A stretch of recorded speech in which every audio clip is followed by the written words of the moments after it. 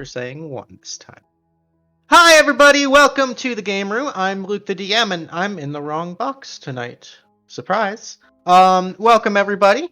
Tonight we have a beginner tier mission and lots of exciting things going on. First and foremost, probably obviously, is Jmillyo is in the DM seat tonight. So she will be debuting as our dungeon mistress for the evening. That sounds so much sexier than Dungeon Master. I'm just gonna throw that out there. I don't know. But anyway, Jmillyo is our DM for tonight. I believe second time DMing on stream ever, third time DMing period ever?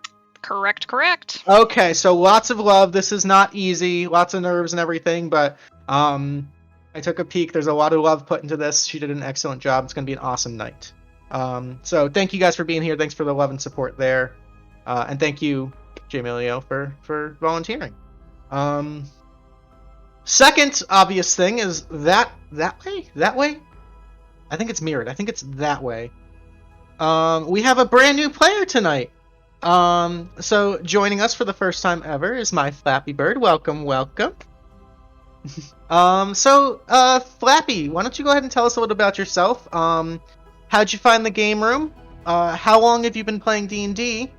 And what character did you bring to the table tonight? I ended up finding you guys because of somebody that I work with. Okay. It just ended up randomly coming up in conversation. Made a D&D reference, and then kind of just like hit the bricks, and then got a whole bunch of referrals. Nice. As for how long I've been playing D&D, probably about 2 years or so. Okay. Absolutely love it. And as for the character that I've brought to the table tonight, it is Belladonna, a rogue halfling. We are definitely going to have lots of fun. Beautiful. Yeah, she's kind of cute, small, really curly black hair, dark brown, but like kind of a little bit mischievous. Okay. However, when those close bonds are made, she's very loyal. I like it. Well, we're very happy to have you. Welcome aboard, and I hope you enjoy your time here tonight.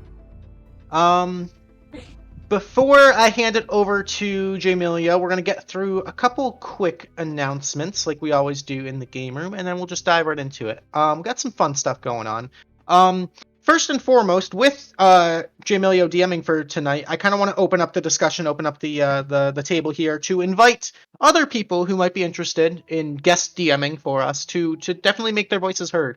We've had a lot of feedback, and we want to come try. Back. My man, please.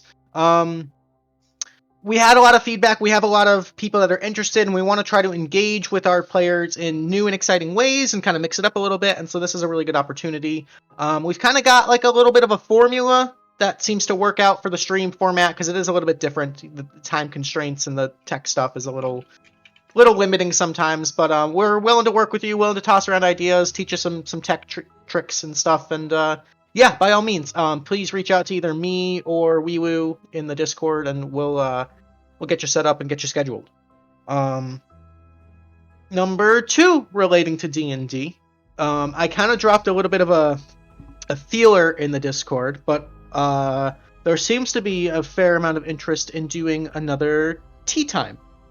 So for those of you who don't know, we have occasionally in the past ran to what we like to call tea time, which is kind of a talk show sort of thing, almost like Talks Machina if you're a Critical Role fan, where we just get around and we talk about the game, we talk about D&D, we talk about our characters and everything, and I try to kind of give as many people as possible a little bit of a spotlight to talk about specific moments or character development or specific missions that they really liked or feedback. You know, it's a really good back and forth sort of thing, and I get to kind of share my behind the scene thoughts and, you know, my opinions on certain characters that you don't really get to see fully in the actual game itself sometimes. So I'm gonna excuse me, I'm gonna try to kind of spearhead that, get some organization, we'll get a date locked in, and then we'll start making a schedule, and it's a really good time. The past tea times are all up on YouTube. People have like dressed up in costumes in the past. It's just a goofy fun time, and you get a bonus Tealeaf point if you participate, which is always, you know, Those things are like crack. People love them. So, yeah. So look out for Tea Time number 3 being scheduled somewhere in the future. As always, we've got our referral links just to kind of go through sponsorships really quick. We've got our Reaper Miniature referral link if you're there. Really, really high quality and affordable D&D minis, paints, things of that nature. So if that's your jam, by all means, check them out. Click that link. We've got our Inked Gaming if you want custom swag. We've got mouse pads, we've got bags, we've got t-shirts, we've got face masks, you name it. You can put pretty much any image on anything and they'll print it for you. So really, really cool stuff there. I believe that's a 10% discount code or just a referral link. I'm not... I want to say we have a discount for Ink Gaming, but I could be wrong. Don't quote me, but shit. Okay, well, either way, it's there. It's cool stuff. I bought a lot of stuff from Ink Gaming. We have our own Etsy shop where we feature merch created by our own artists in the community. And so we do split the profits with the artists there. All sorts of goofy D&D stuff, TAC-related stuff, TGR logo stuff. So if you want to support the channel directly, that's an awesome way to do it, and to support the artists in the community because they deserve it, because they're amazing and awesome. Hoodies are up in the store, I'm being informed. So it is blazingly hot right now, but give it a couple months. It's going to be hoodie season, and it's going to be perfect. So get yourself some nice TGR hoodies. And they are, like, I will say, very, very high quality, very comfy material. Sometimes you buy hoodies, and it's like, wow, this thing feels like a latex suit. These ones are actually, like, pretty nice, solid. So you're getting your money's worth there for sure. Kraken wants a TGR Speedo. We can make it happen. But yeah, lots of cool stuff, mugs and shot glasses and like canvas, really, really beautiful stuff. Trying to think of other announcements.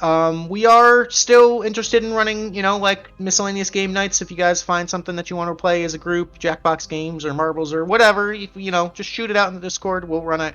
We've been kind of lax. Summer's usually kind of people have lives, people are busy, people are doing stuff, so we're a little slow, but it's all good. We're all here to have fun, play games, and take it or leave it. It'll be a good time. I think that's all I've got. I'm not being DM'd like crazy about forgetting anything, so I think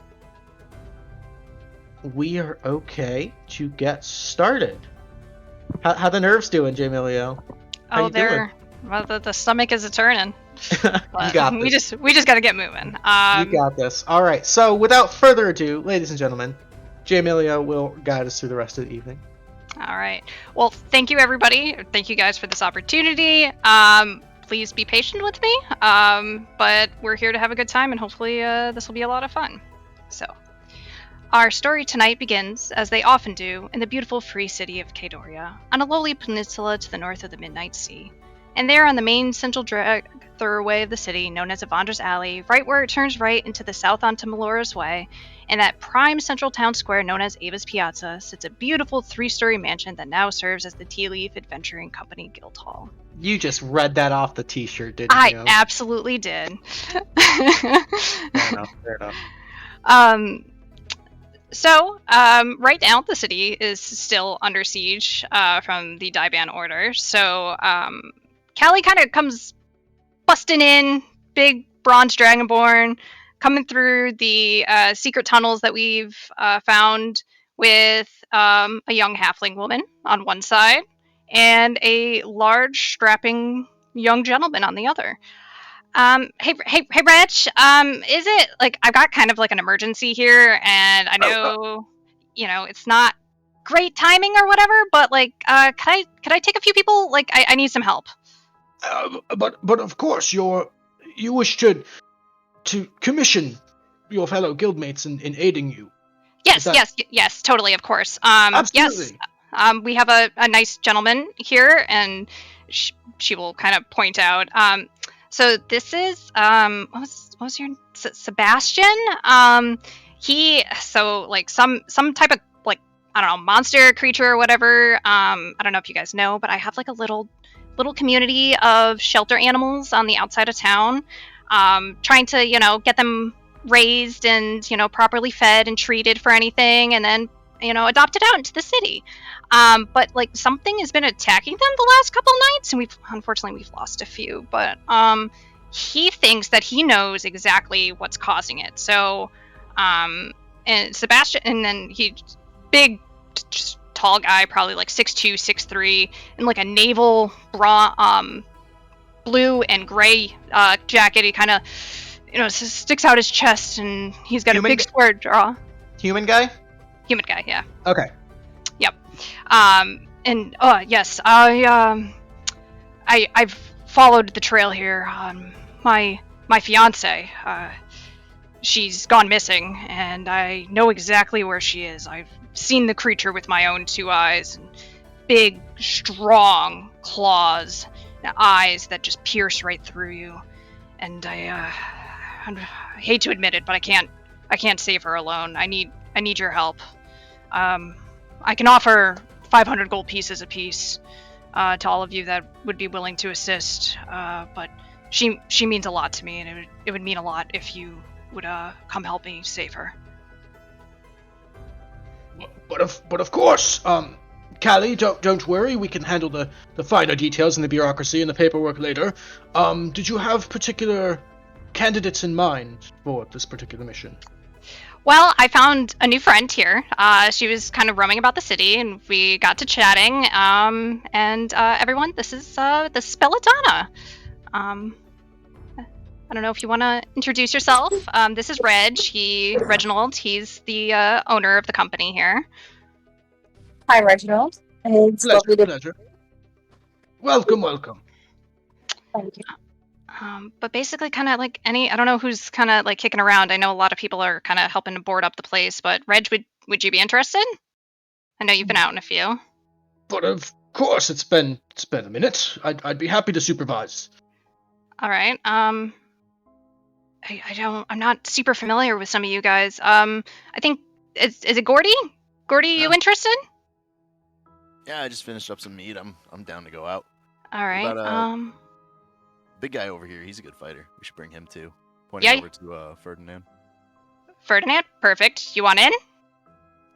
500 GP, say no more. All right. And is that Arbit, right? Yes. Would you be interested in helping out and trying to take down this big bad creature or whatever that's killing some dogs? Big? Dog? Yeah, I can help. Perfect, thanks. So I don't know if you guys need anything like in the shop before we go, like potions or what have it, but I'll give you guys a few minutes to like get ready, but we'll go out through the tunnels and we'll start off at the Animal Sanctuary if that's cool. Splendid. All right. So if anybody needs to fill up regular healing potions, 50 GP, graders are 250. You can hold 3 of the regular and 1 of the greater. I'm gonna go ahead and buy. I'll buy myself 3 healing potions for 150. Okay. Anybody else need anything before we head off, or have any questions, or? Who is? Hold on one sec.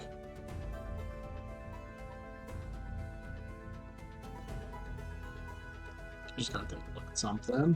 Mm-hmm. Sure.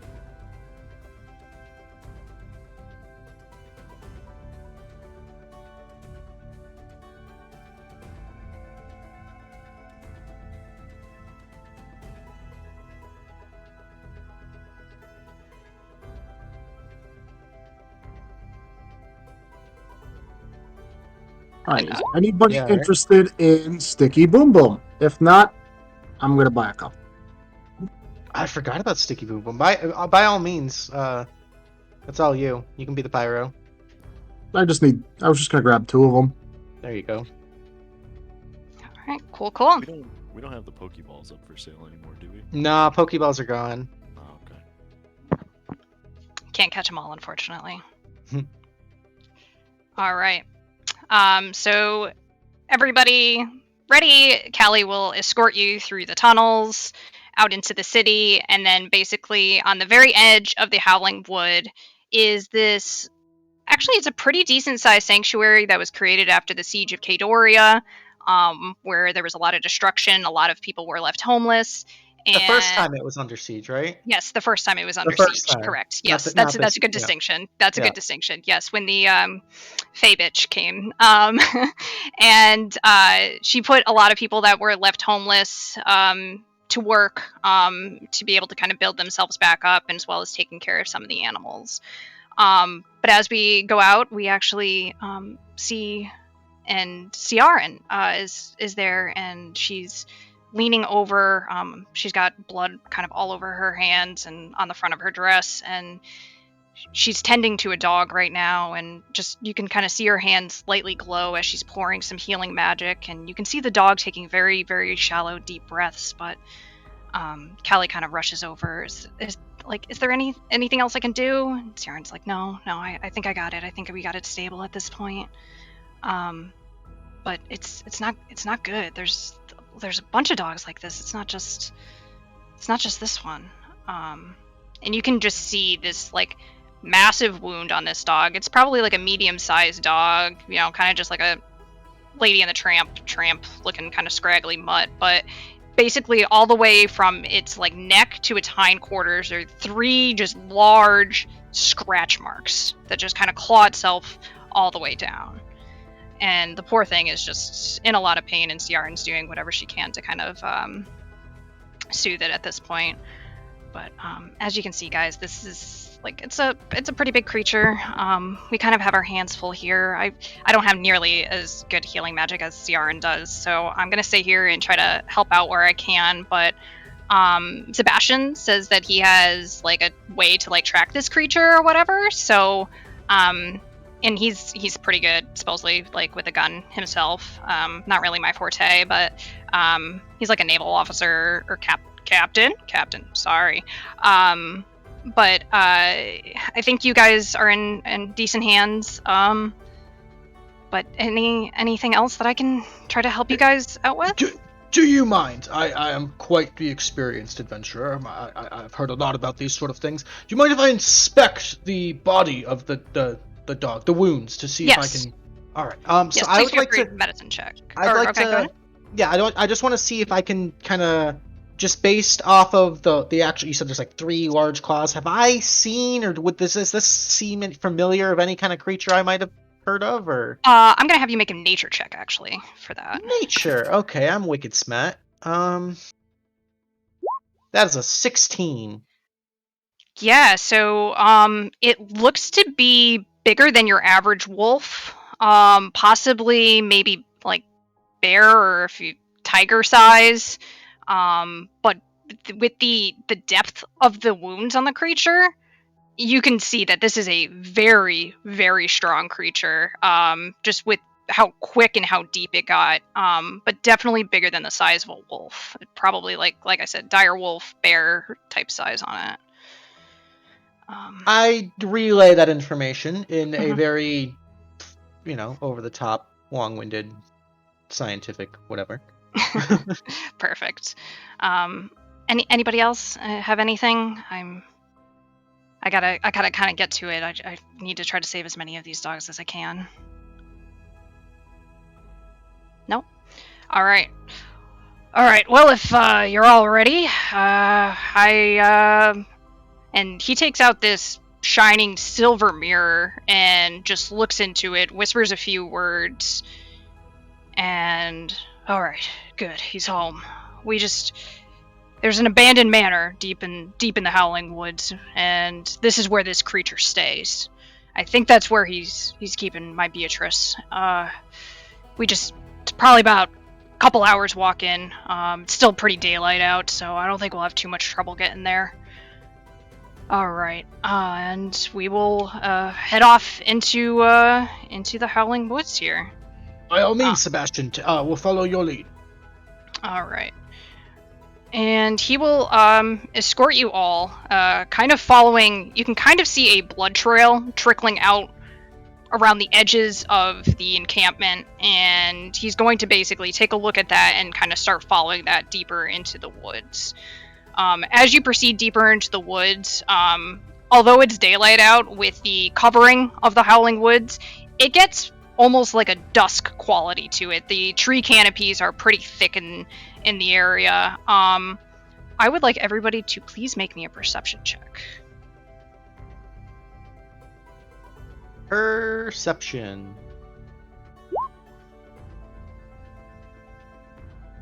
All right.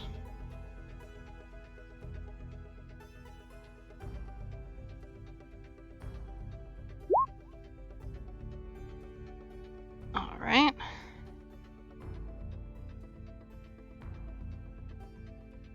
All right. Arbit or Flappy, would you like to also make perception checks? I thought I did. Hold on. Okay, no worries. With mine, it asked if I want to do a public or a private role. Maybe if there's an update or something. It asked you if you wanted to do what? If I wanted to make my role public or not. I've never seen that. Weird. Yeah, I would just make them all public. Make the good roles public, you mean? Yes. Gotcha. That's weird. Huh. That's crazy. All 20s? That's crazy. Wow. No, it's not coming through, but it was a 19 plus 4. Oh wow. Wow. Okay, 23. Very nice. Oh, you All right. do? Was it /R 1d20? Yep.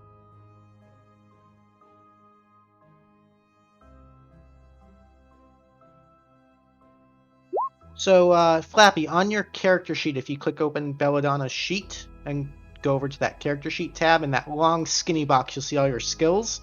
You can click on perception there, just the actual word perception, and that'll pop it up for you.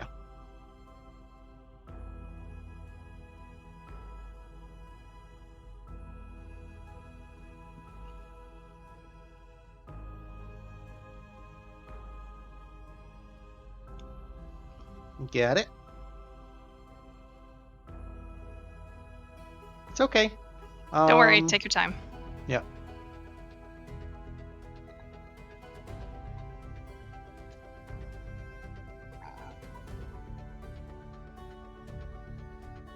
We'll find it. While we're waiting, got a question. Sure, certainly. So my primal path is wolf. If we're tracking a wolf, can I like do a smell or something like that? I guess because I believe the spirit of the wolf is how the whole rage thing works with barbarian. If that makes sense. It does. How many rage dice or rage times do you have? 3? Read off the top of my head, I can check. I would let you roll with advantage, so I'll take the 18 on your perception check there. I think I'm not gonna make you spend a rage die to rage and go into that and do it, but I'll take it at advantage for that because that's a good call. When I smell the nature, I make sure I'm always mad. Angry nature. All right. Well, between Ferdinand's 18 and Arbit's 23. Okay, and there we go. There we go. All right. So that 10 would be plus 6.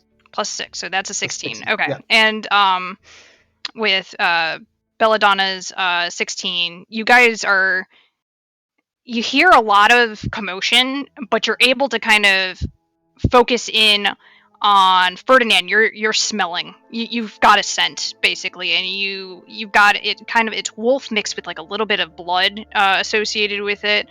Arbit, you're filtering out a lot of the extraneous noises that are not really of the right proper size.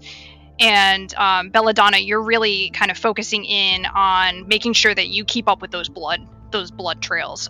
They kind of, it kind of comes and goes, a little splotchy in some area, drag marks in others, but you're able to keep the trail. And with Sebastian's help, you guys are able to make it into a clearing.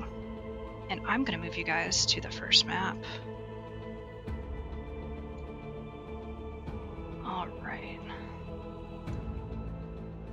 hopefully that worked. And you guys are all in the bottom right of this map. Alright. Whoa.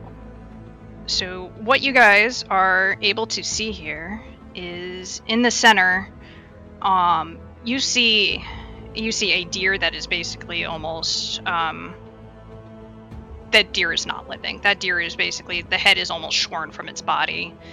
And you do see a dog that's kind of just sitting there, whimpering and just in a lot of pain, trying to get up. It's stumbling around and just looks like it's not doing so hot right now.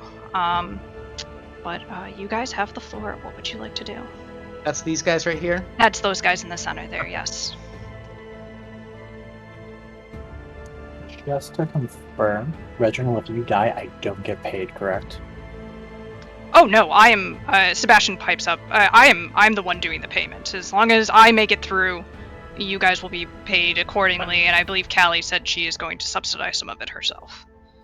Okay, cool. Never mind. Reginald. Remember that owl beer you got there, Reginald? Yeah, Same yes. concept. Same, yeah, I agree.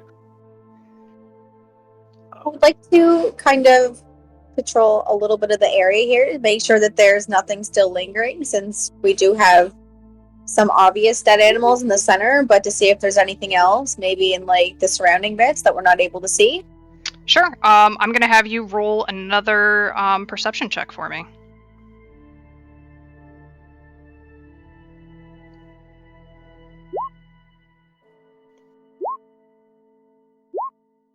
All right. So with that first roll of, you said it was a +4 or +6, right, Luke? Yeah, so because she's got expertise. Yep.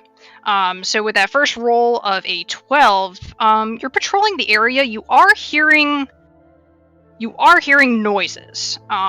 There is some rustling in the bushes. It's not really coming close to you guys, though. It's staying pretty far out at about, I don't know, like 20, 30 feet. It's really kind of, it sounds on the smaller side, but you guys, you think you're fairly safe where you are right now. You don't see anything eminently dangerous.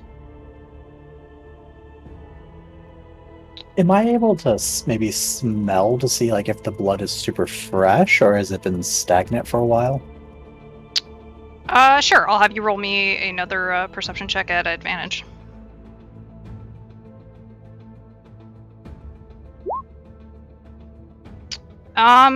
Well, I mean, you see the dog there, and the dog is still not quite dead, so you think it's pretty fresh.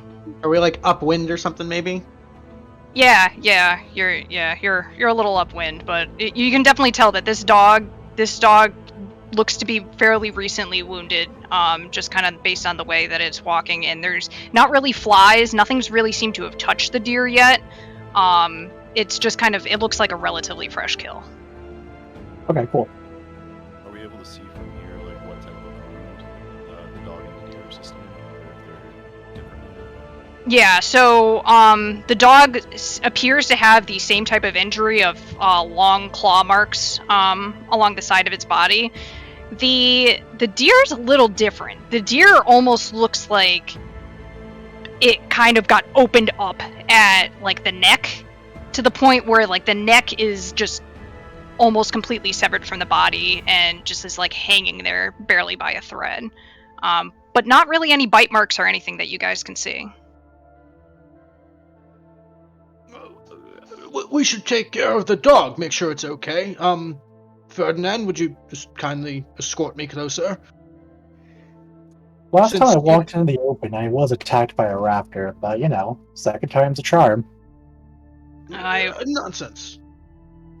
I will join you in the center. We might be able to pick up a better trail here. So he will move up, and I'll just Shift Z to show people tokens. So that is the token for Sebastian. Oh, what a babe.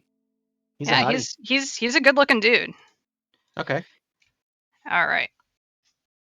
The kids say he could get it.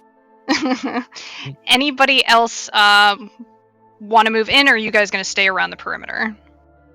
Gordy's gonna kind of follow slightly behind this main group, Mm-hmm. Okay. Sort of sticking by their peripherals, kind of keeping guard in the back. Okay. And just for my sake, There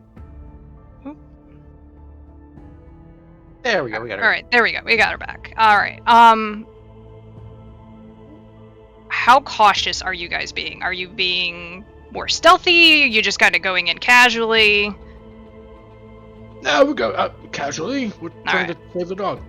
Yep. I'm going to keep it on the stealthy side and kind of have like the high surveillance thing on the go too. All right. Would you mind rolling me a stealth check then, please? Absolutely.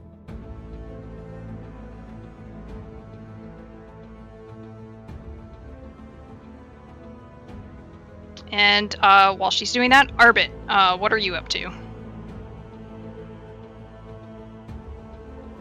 Keep forgetting I set myself to push to talk. I'm just gonna kind of slink my way up the outside of the woods here. Okay. If you are also going cautiously, can you please also roll me a stealth check?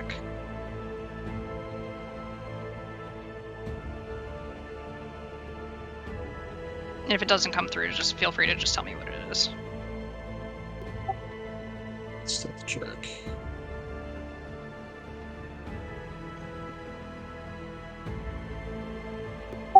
I don't know if it came through, but it's a 13 total. Okay. All right.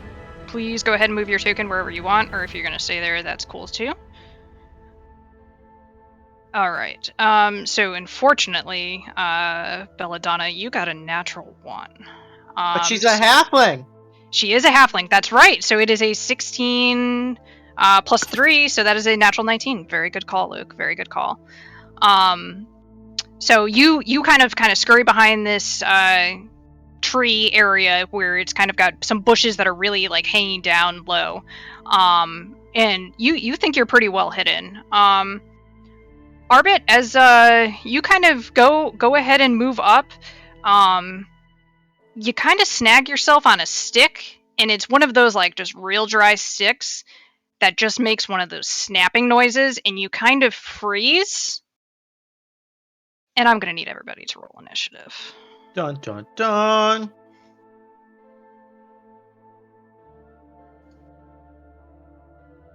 As these boys came out.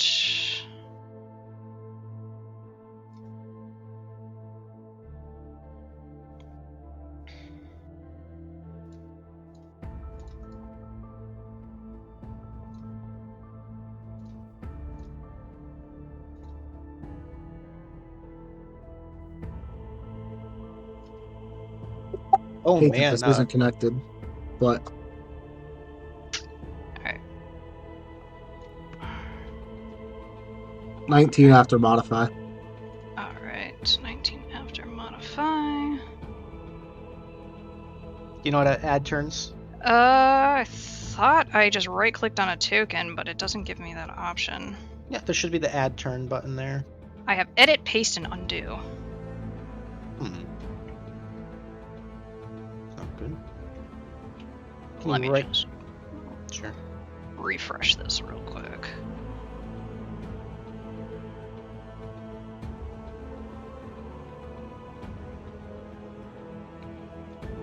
You know what?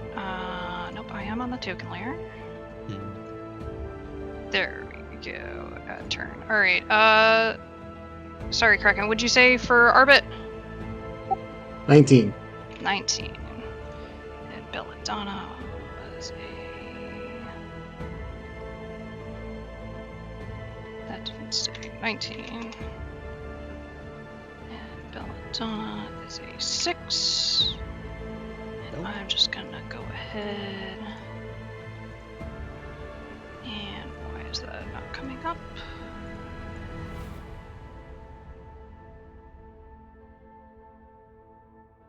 So you do have to have the token highlighted for it to input into the log. Yeah. So there we go. there we go. Alright, and they got an initiative, and we resort. Alright, Reginald, you have the drop on these boys. Alrighty. Well, Just so you know, the wolf's rolls were visible too, if you want to change that. But Okay.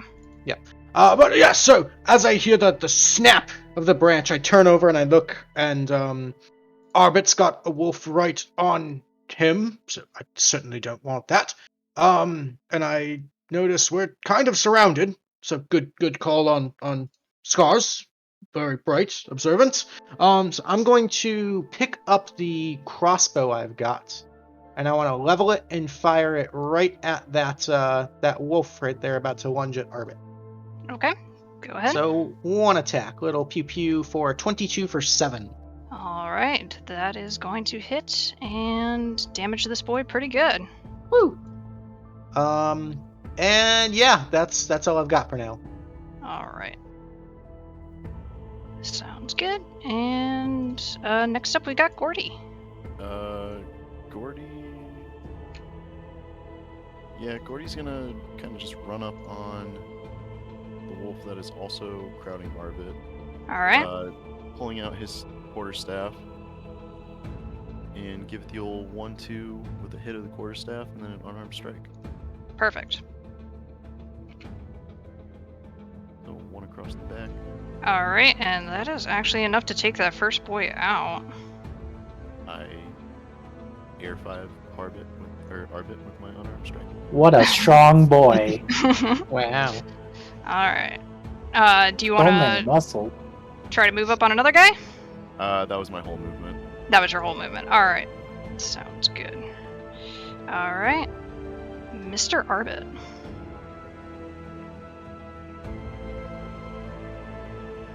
I will move up to this boy here. All right.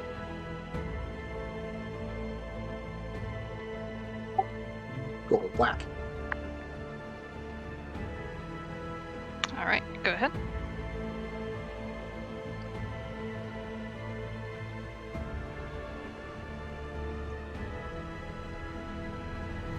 Not 1 for 6. The nat one is going to miss. Bonus attack? Bonus.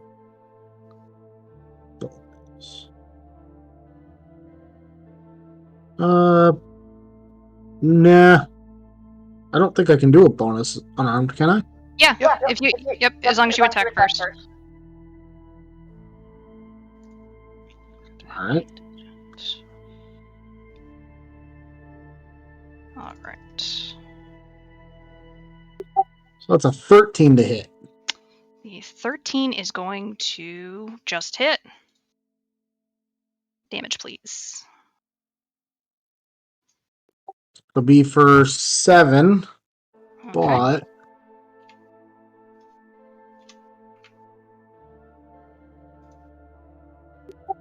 racial trait.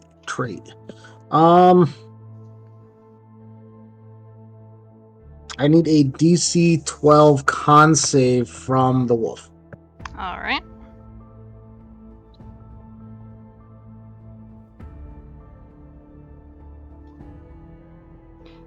The wolf makes it with a 13.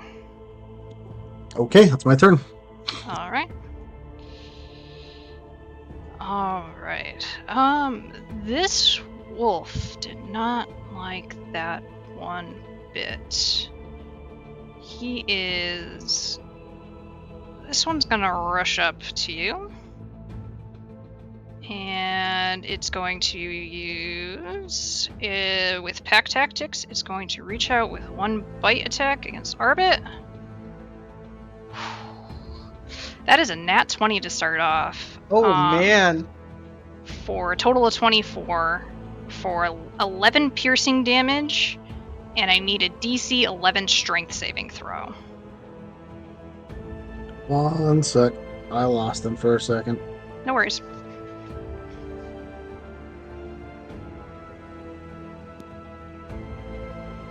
You said 11 piercing? Yep, 11 piercing. And then a strength save? Yes, please. Total 17. Okay, you stay on your feet.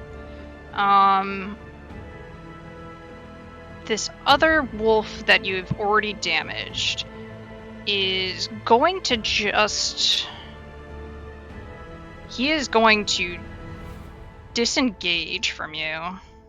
Actually, he's probably not that smart. He's just going to run away from you. And howling as he does so. So if Yeah, you'd I'm like to taking take that an attack, opportunity. go ahead.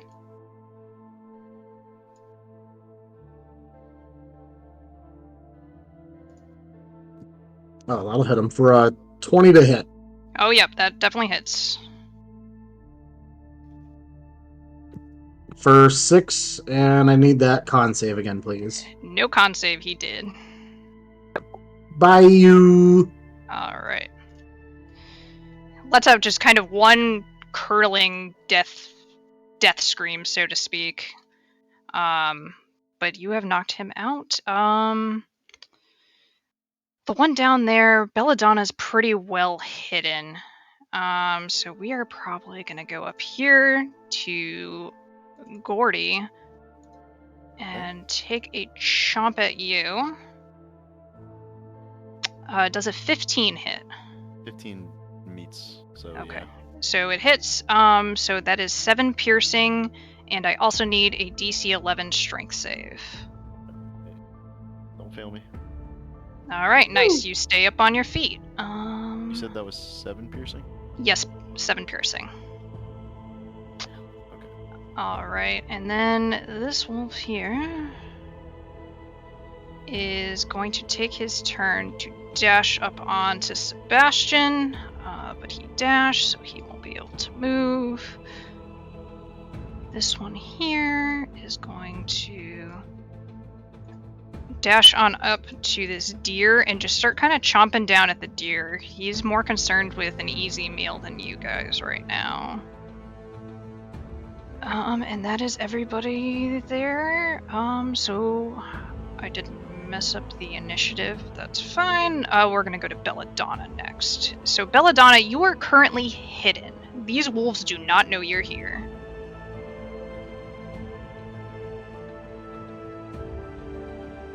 Well, I would like to use one of my ranged weapons. I think I have a handbow. Perfect. And So you will be rolling at advantage. alrighty.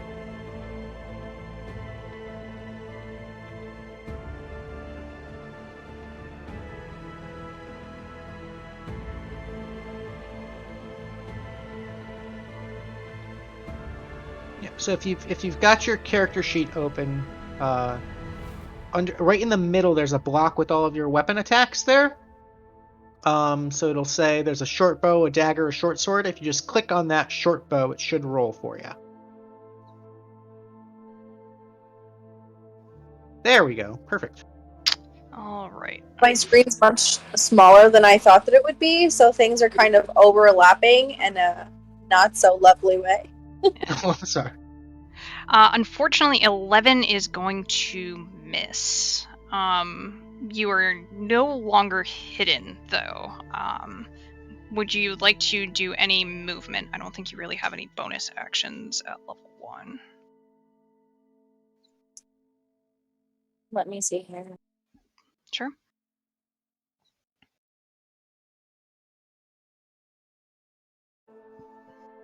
Yeah, no bonus actions that would be put into this air. Unless I'm able to hide, I'm good. Nope. I don't think you get hide until cunning action at level 2. So, Yeah. I think that is it for your turn. All right, Mr. Ferdinand. I'm going to use Vicious Mockery on the wolf eating the deer. Alrighty, sounds good. He will make a... That's a wisdom? Say conduct, I have to check. Wisdom. Oh, I'm wrong. I don't even know how I work. Alright. Okay. Do a wisdom save. That is a 7. Roll damage.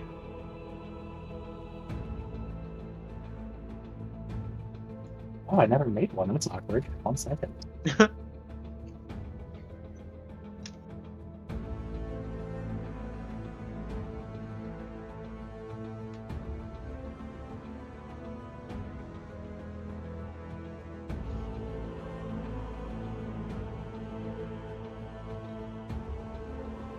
That's 1d4 psychic damage, I think. Yep.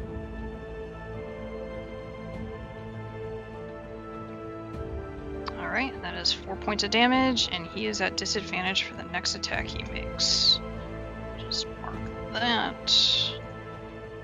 And then I think it's a bonus action check.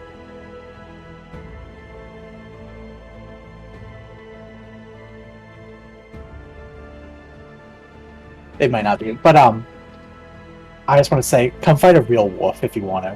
And then I'm going to use the bio argument of my mace to go into that beast, so I have fangs and claws for theatrics.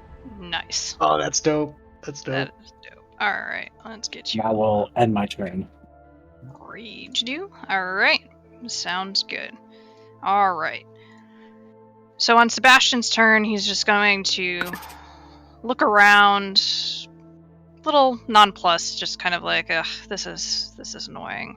And he's going to let out a loud whistle. And he is going to summon 2 boys that come rushing into his cause. So these, and I will highlight them for people. I gotta get on the right layer. It's a little cat thing. Yeah, it's about the size of a tiger, but it's got these long whiskers, and they kind of crackle with some electricity going in, but they are about the size of like a tiger. These are corals from Final Fantasy, if anyone... Curls. Sorry, curls. I did research that, and I messed it up anyway. But summoning those in is going to be his turn. I'm just going to have them act right after his turn. Let me pull that up real quick. They've got, I think, fairly good movement here. They got 40 feet of movement. So these boys are gonna come right on in. Perfect. He's going to come in there, and he is just going to do a pounce attack. So that needs to make a DC 12. Oh, these things are attacking the wolves? They're attacking the wolves. Oh shit, we got electric tigers on our side. Okay. Alright, that is a fail from the wolf, so the wolf is now prone, and now it is going to do a bite attack.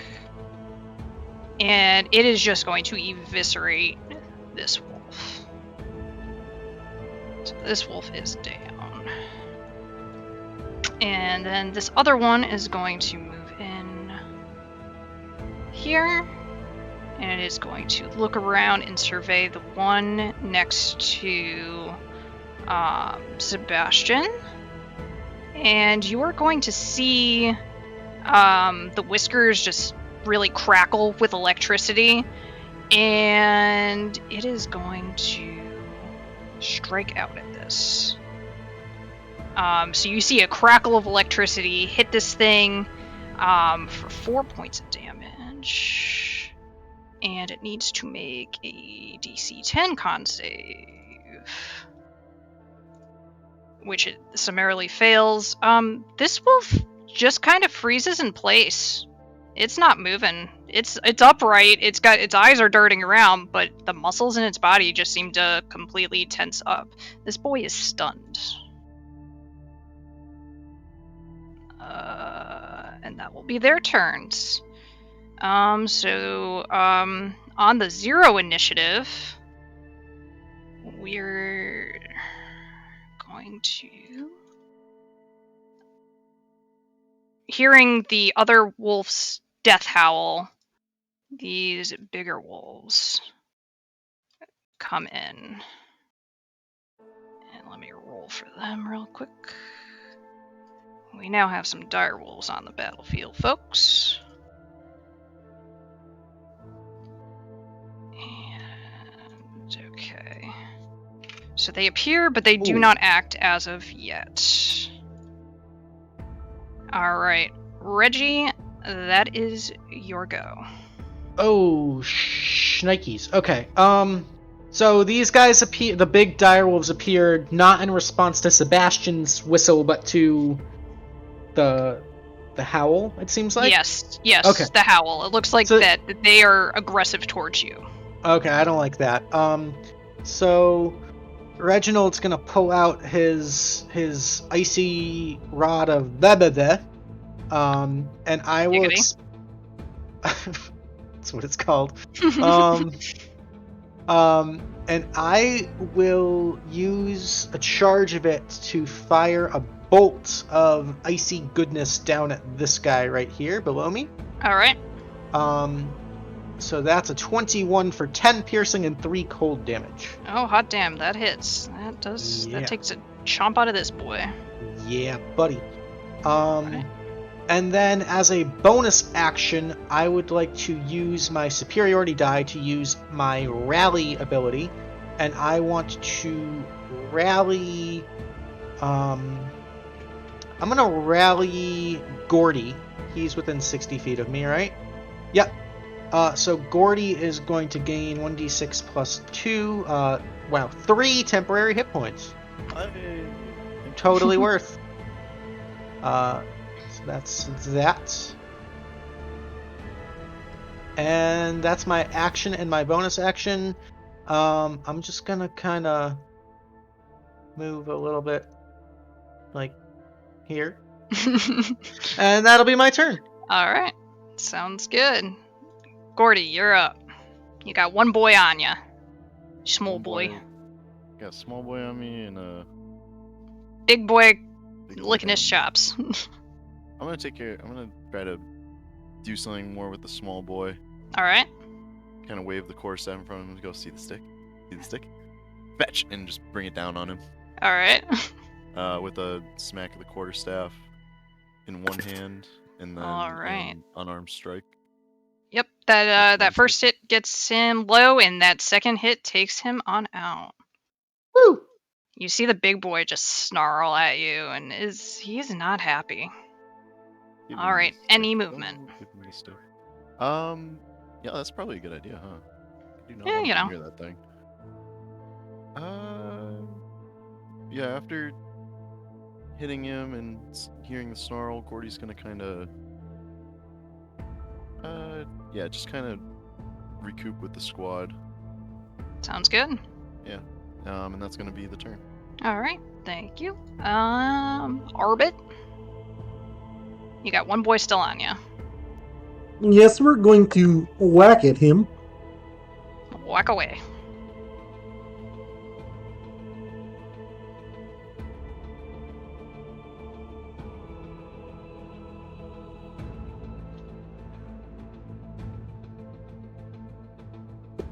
Nat Ooh, baby. 20. Hell yeah. Let's go. All right. He is hanging on by a thread. DC 12 con save, please. All right. Let's see. He hits 12. Okay.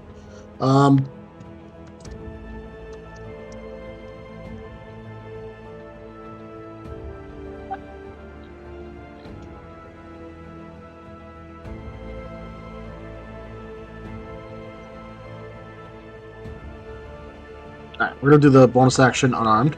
All right.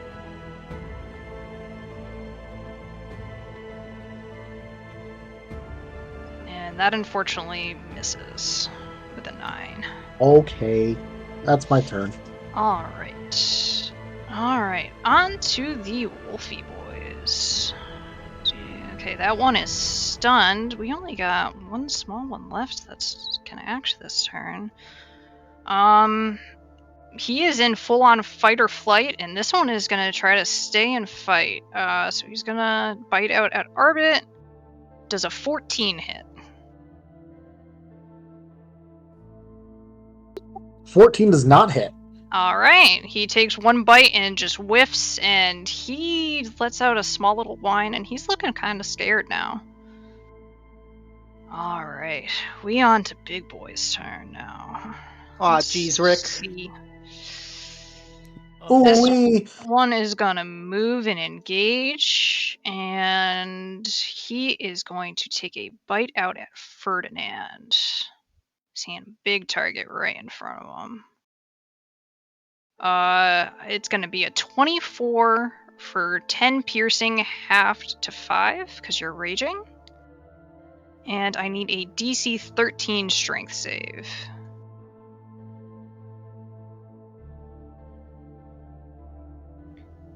Alright, easily enough, you stay on your feet. He cannot drag you down.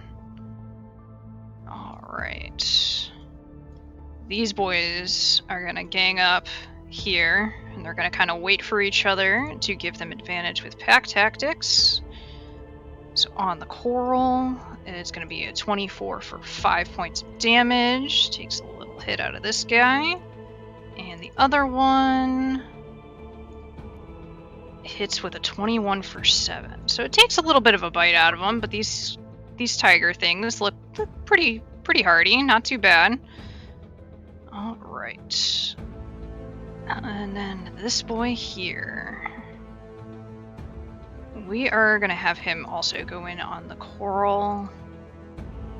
And lash out with a bite.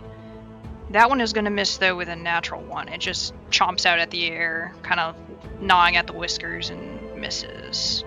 So that is their turn. Imagine not being a halfling. Imagine rolling natural ones. Yeah, right?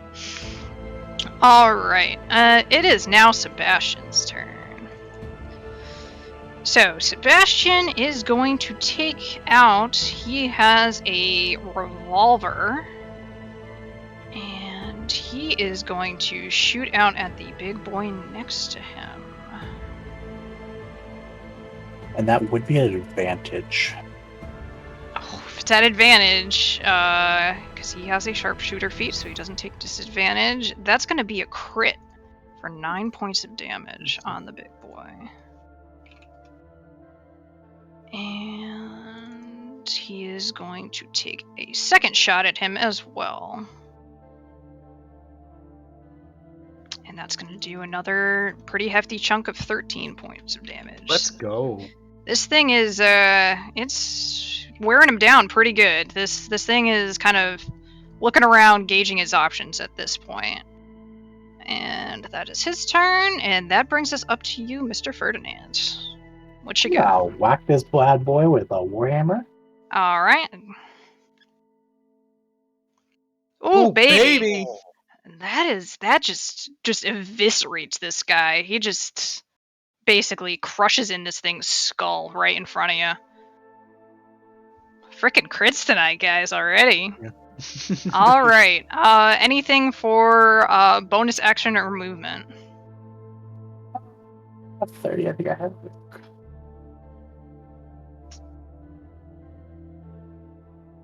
We're gonna mosey on down to here to slap this boy next. Alright. Sounds good. Alright. Up next, we got Belladonna. It is your go. Okay, so I am pretty far.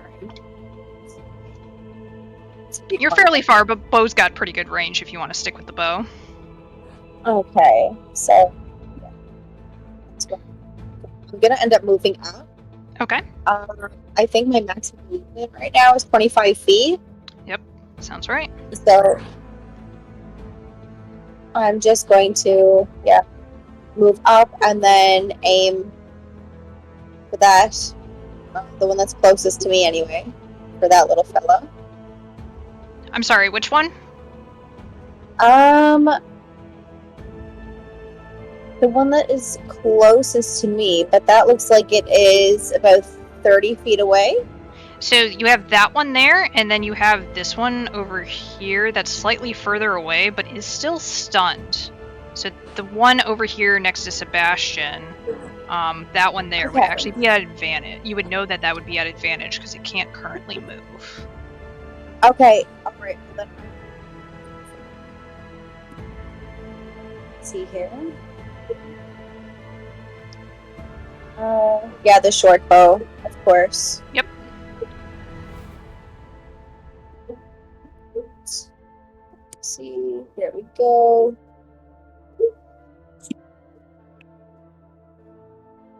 All right, so a 14 is going to hit for 3 piercing. You actually And then- have... I think you get the sneak attack on that Yes. too, right? Yep, you do have an ally nearby in Sebastian, so if you could also roll me 1d6 for sneak attack. Alrighty.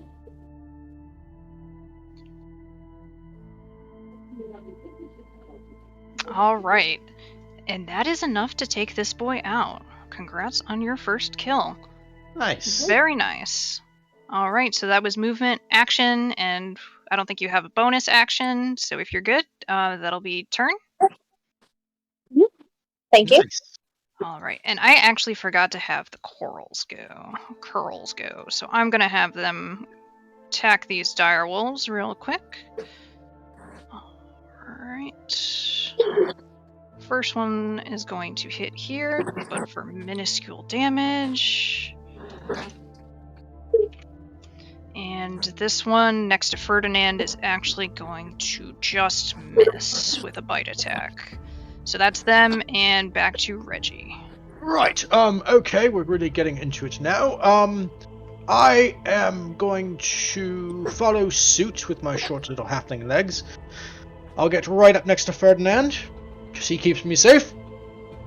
And I will draw the rapier as I go.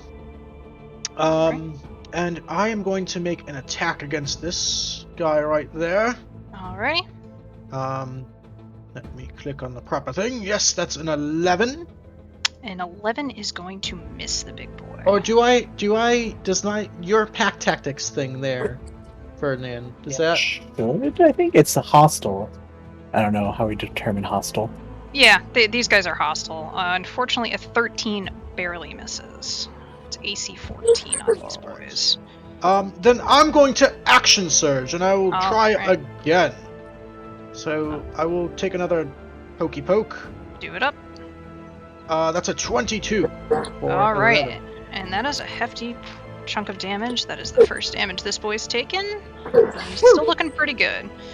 Anything else, Luke? That's action. I've already used the one bonus action I have, so I'm good. I'm gonna stand my ground right here. Alright, sounds good. Alright, Gordy, you are up. Alright, so Gordy, in just sort of stunned silence after, what do you call it? Reginald runs off, is just going to be like, Ferdinand, that was awesome!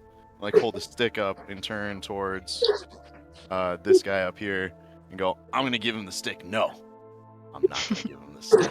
And he pulls out. Thanks, Luke. And he pulls out the crooked blade that he got from last time, which I'm assuming I've attuned to by this point, Luke? Yes? Yeah. Okay. And I'm going to use its special ability to lightning bolt dash through this wolf. Alright. Just behind it. Okay. So what it's going to need is a DC 15 dexterity saving throw. Alright. It passes with a 21. Okay, so it's going to take half of this damage, which is 10. Alright. Round in your favor, so that's actually 11. So it's a good chunk. Always rounds in the player's favor. Alright. Oh, see, I play 3.5. It doesn't do that. Yeah, I think that's kind of house rules, to be honest with you, but Good house. alright. Good chunk of damage though still. Anything else, Gordy? I don't know if I can count this as a monk weapon. I'm gonna say for the sake of this, yes. You are attuned to it. It's a dagger. Yeah. I Okay. It's a Yeah. weapon. Yeah. I Yeah, slapped the wolf. Alright. Bitch slap him.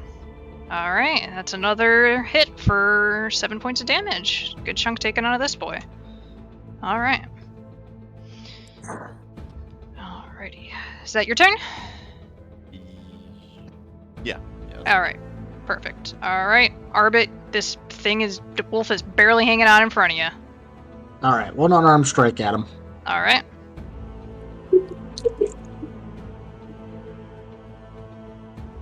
Alright, that is going to take this boy out with min damage.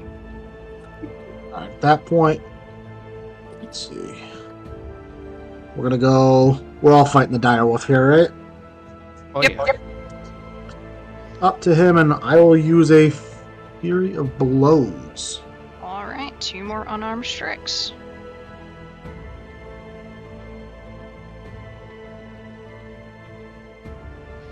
Double 12s are gonna miss.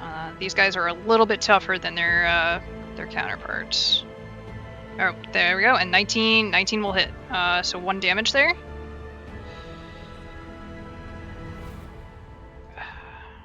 All right, for 7, that's a good chunk taken out of this guy too. He's And the starting to. con save, please. Oh yes, and the con save. Ooh, that is a nat 1. So what happens now? He is poisoned for 1 minute. Oh, okay. So everything Yeah. will now be at disadvantage. That's nasty. Gotta love Alright. racial traits. Yep. Very nice. Anything else, Arbit? No, I think I'm good. Alright, let's do poisoned. Alright. I believe all of the wolves are dead. I can remove these boys from the initiative now. And this is the dire wolf's turn.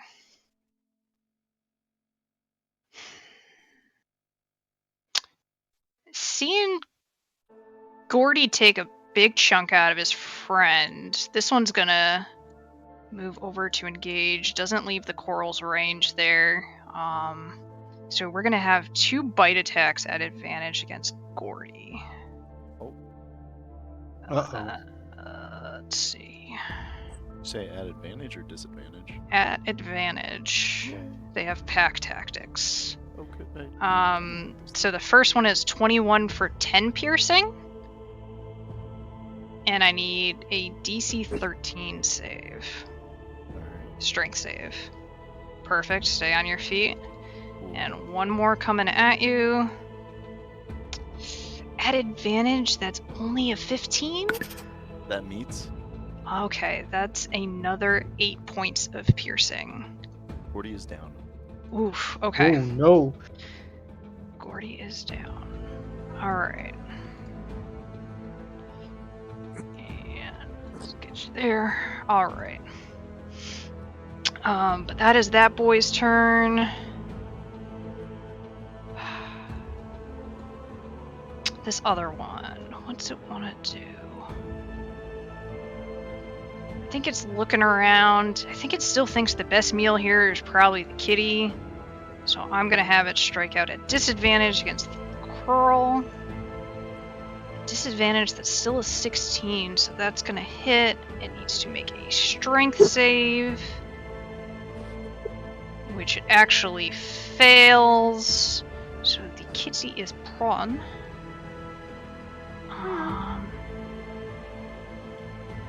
It really doesn't like where it is, though. You know what? Screw it. It's not a relatively intelligent creature, so it is gonna try to run away from you guys. You can attempt to take an attack of opportunity, Ferdinand, Reggie, and Arbit. Oh, but of course. Oak. Alright, so that's a hit from Reg. That's a hit from Ferdinand. And Arbit. That will be a miss from Arbit. I just watched it roll from a nat 20 to a 2. Don't you love it? It's gonna go over here and just try to seek protection from its friendos. Alright. And that is their turn. That brings us to Sebastian, who is going to take 2 more pot shots with... Actually, he's gonna take out the big boy. He's got a musket that he is going... He is going to take a musket and shoot out at the southernmost one. That is a 19 for 11.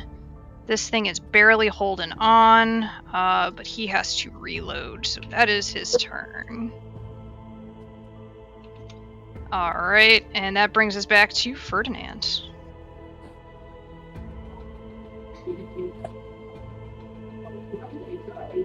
I'm going to move 30 here and attack this one. Alright.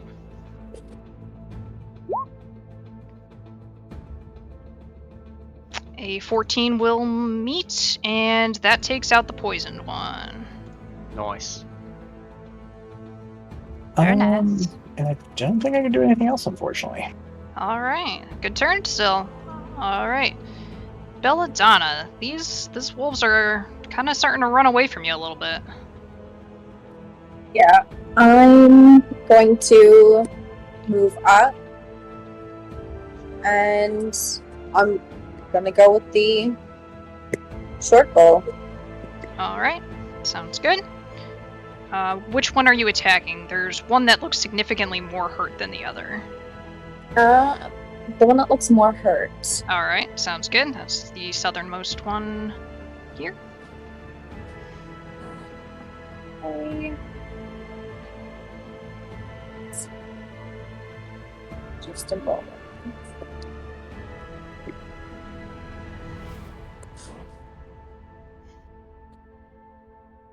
Okay.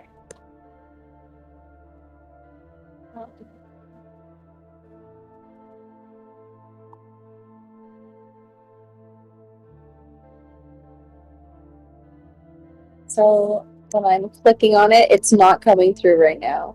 Huh. I can click on it for you real quick. Let me see if it works when I do it. Oh yeah, looks like it's bugged out. Oh no, it's asking if you want to do public roll or whispered roll. There we go.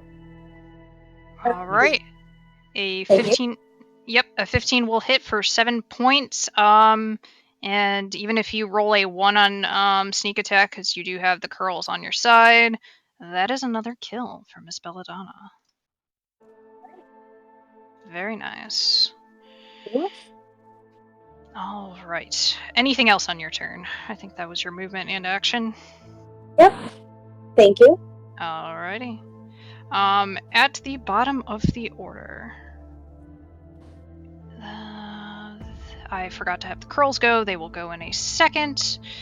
Over to the east side, you do hear this large rumbling coming through. And we have one more boy joining the initiative. Alright.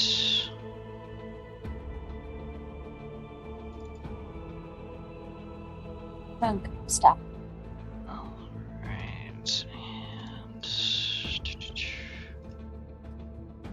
I gotta get it back on token layer. There it is. Big old bear. And we got a big old bear comes lumbering in, hearing all the noise going on here. And do that. The curls will go just real quick before Reg. This one is going to attack the wolf that's on it. It is going to hit for 5 damage. This other one will spend half of its movement to get up, and I probably should have done this in a different order, but it's going to use that lightning attack again. But it's going to miss with a natural 1. And that brings us to Reg. Alrighty. I would like to let out a heroic battle cry, as I'm going to use my rallying cry ability. So when I use Second Wind, which I will do so as my bonus action, I think I made that an attack. There we go. I'm going to heal. I'm at full health, so I'm okay. But I'm going to choose 3 creatures within 30 feet to get 4 health. So I'm going to choose Arbit. I'm going to choose Gordy over there. He's within 60 feet, just barely. Mm-hmm. And then I think the only other wounded creature is this actual little coral right there. Yep. So I'm going to give him 4 health as well. Alright. So that'll be my bonus action. And then for my action, I am going to fire another rod of blah blah blah at the bear. So I will subtract a charge there and fire, and that's a 12 to hit. That is going to hit. He's a big target. Oh wow, That okay. that is a fuckload of damage. 11 piercing and 11 cold damage, yep. Shit. Alright, so this bear comes lumbering in, and it is now questioning its decision to come in and potentially seek a free meal. Alright. Anything I else, will Reg? tell the bear to sit rat, and I will move up to sort of shield the newcomer there, and I'll end my turn right there. All right. This bear is thinking that it may indeed be a rat. All right. Gordy, you are back up. Well, you were down, but you are up with 4 HP. All right. So I am like back up. Well, you are prone, but you are conscious. All right. Well, Gordy's gonna stand up, kind of swaying, just looking at the wolf, and just start laughing. Kind of just like very bloodied. And pull the dagger, take a swing at it with the crooked blade again, just as a standard attack. Yep. 16 is going to hit, and that is enough to take this boy out as well. Alright. You got the last laugh on him. I really do.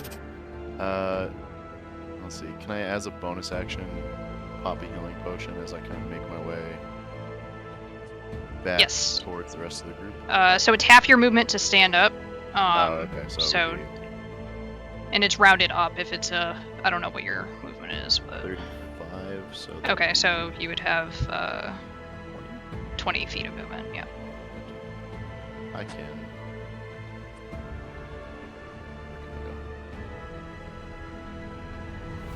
I mean, you can walk over these corpses, no problem. Yeah, I just didn't want to step on the what's it called again? The carkle? Curl. All right. Coral. Okay. There you go. And you are up. Alrighty. I'm gonna pop that healing potion. Yep. Alright. So perfect. And this brown bear did not like getting hit by Mr. Reginald. So it has a 40-foot. It is in perfect range. It's gonna come in and make 2 attacks against Reg, which of course Luke is in the bathroom. So first one for I can hear you. It's okay. Okay, is gonna be 19 to hit for 11 piercing. Okay. And then with 1 claw, I think a 13 will probably miss. That'll miss. So 11 piercing? Yep, just 11 piercing damage. Sounds good. But this bear is pissed, and so is Sirius. Okay. And that'll be it for his turn. On to Arbit. Just give me 1 second. You can. Okay.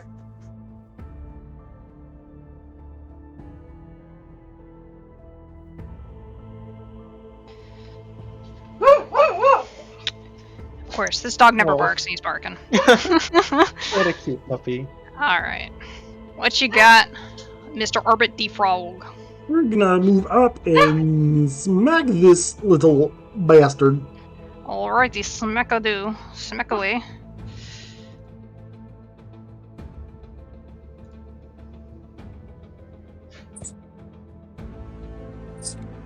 $12 is gonna hit.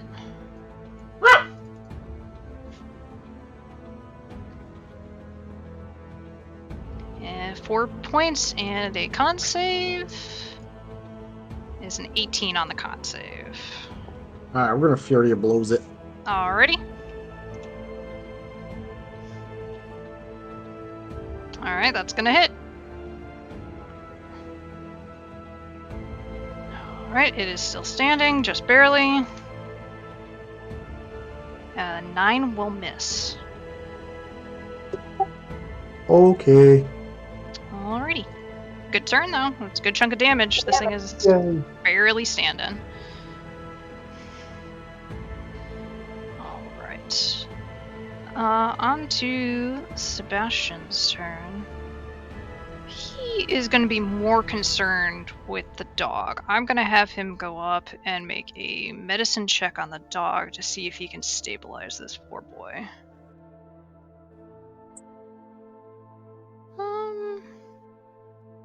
He does a pretty adequate job. It looks like he's he took some bandages out and did some healing. So the dog has stopped bleeding and it's breathing slightly better than it was previously.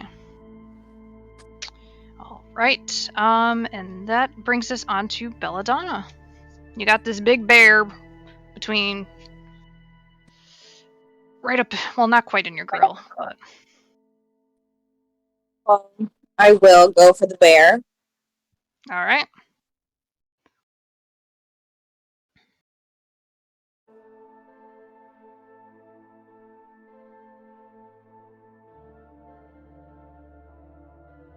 It just does not want to come through.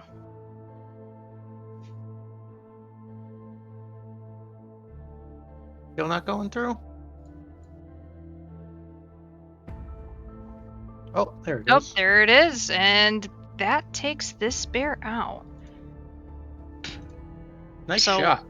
Yeah, sniping over here. 3 kills. All right. So it looks like everything seems to have calmed down. You guys have taken care of business here. Looks like the dog's gonna make it. There was no hope for this deer. And I think this is probably a good opportunity for us to take our break and a short rest if you want it. Absolutely. Yeah. All right, sounds good. So everybody in chat, we're gonna probably take 5-10 minutes, refresh drinks, use the bathroom, do whatever, make your dog stop barking, and we will be right back in a few.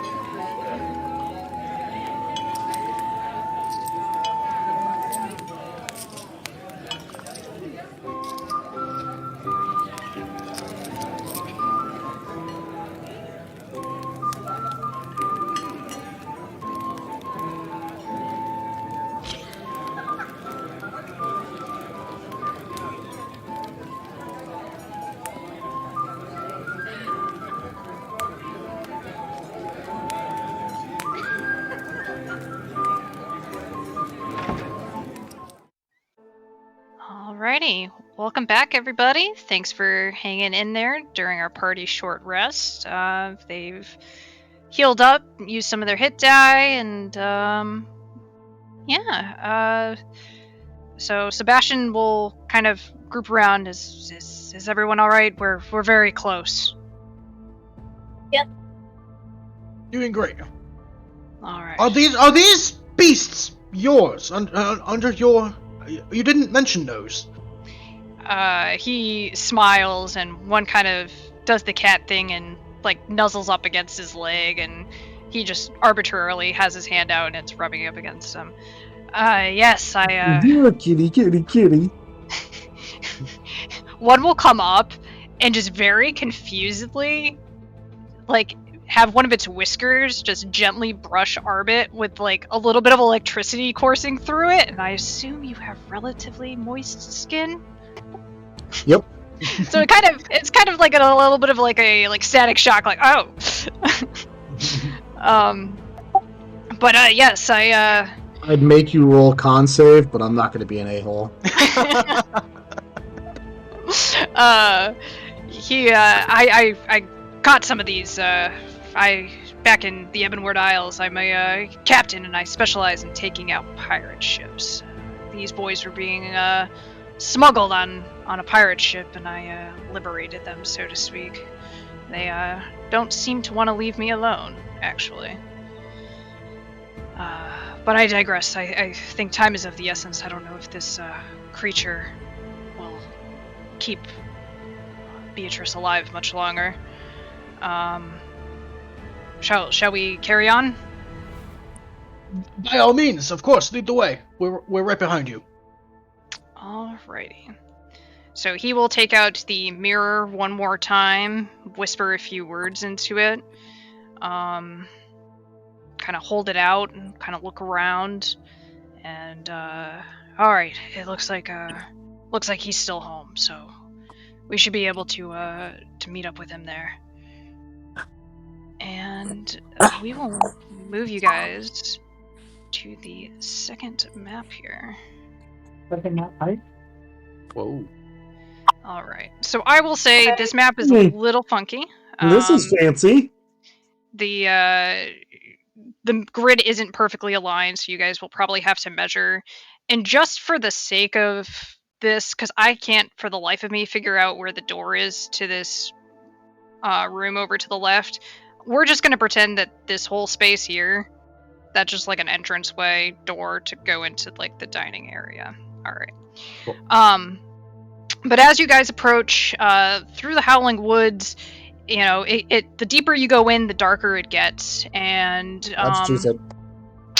and as it becomes almost like a nighttime element with how thick the canopy becomes in that area, all of a sudden you kind of come across not quite a clearing, as there's like a lot of trees still in the area, but there's very tall, very gothic looking manor that is just crawling with vines, just eating away. The windows in a lot of places are blown out.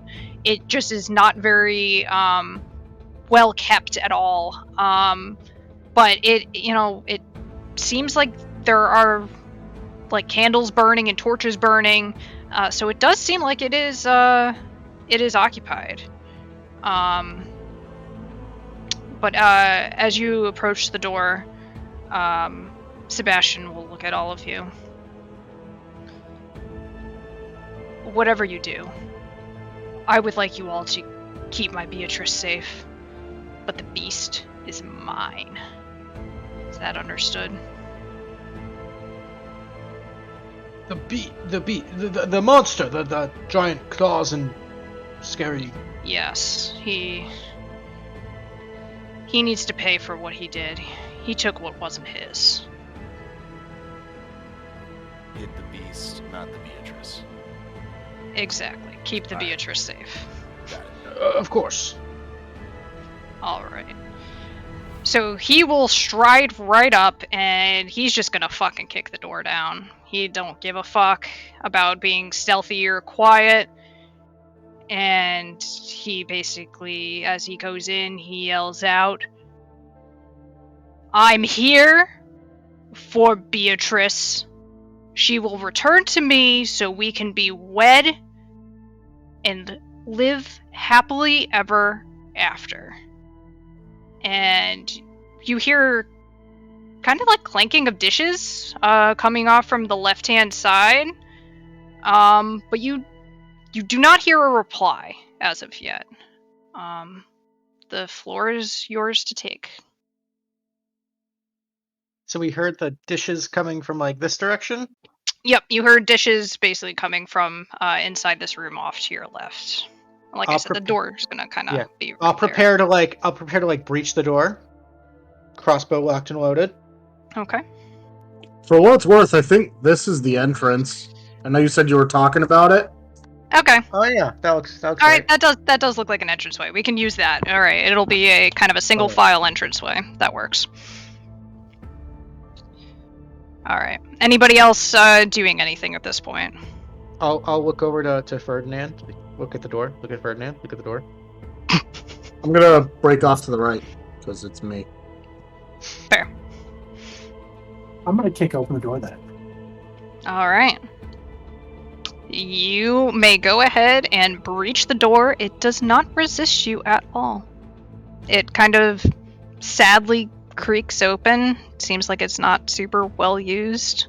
The hallway is pretty dusty. It's gonna be, if we're using that, there's gonna be a double door, so you're kind of just in a hallway at this point. You don't see anything as if you had passed that second door. Alright. I'm gonna open this door. It looks like there's a little door right there. Okay, yeah, so that's gonna be like a little, supply closet, kind of pantry area, so to speak.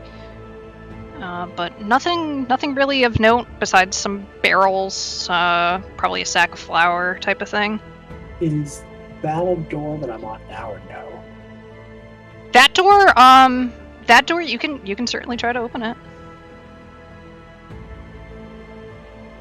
If you'd like. I'm gonna go through that one. Alright, it does not give you any resistance.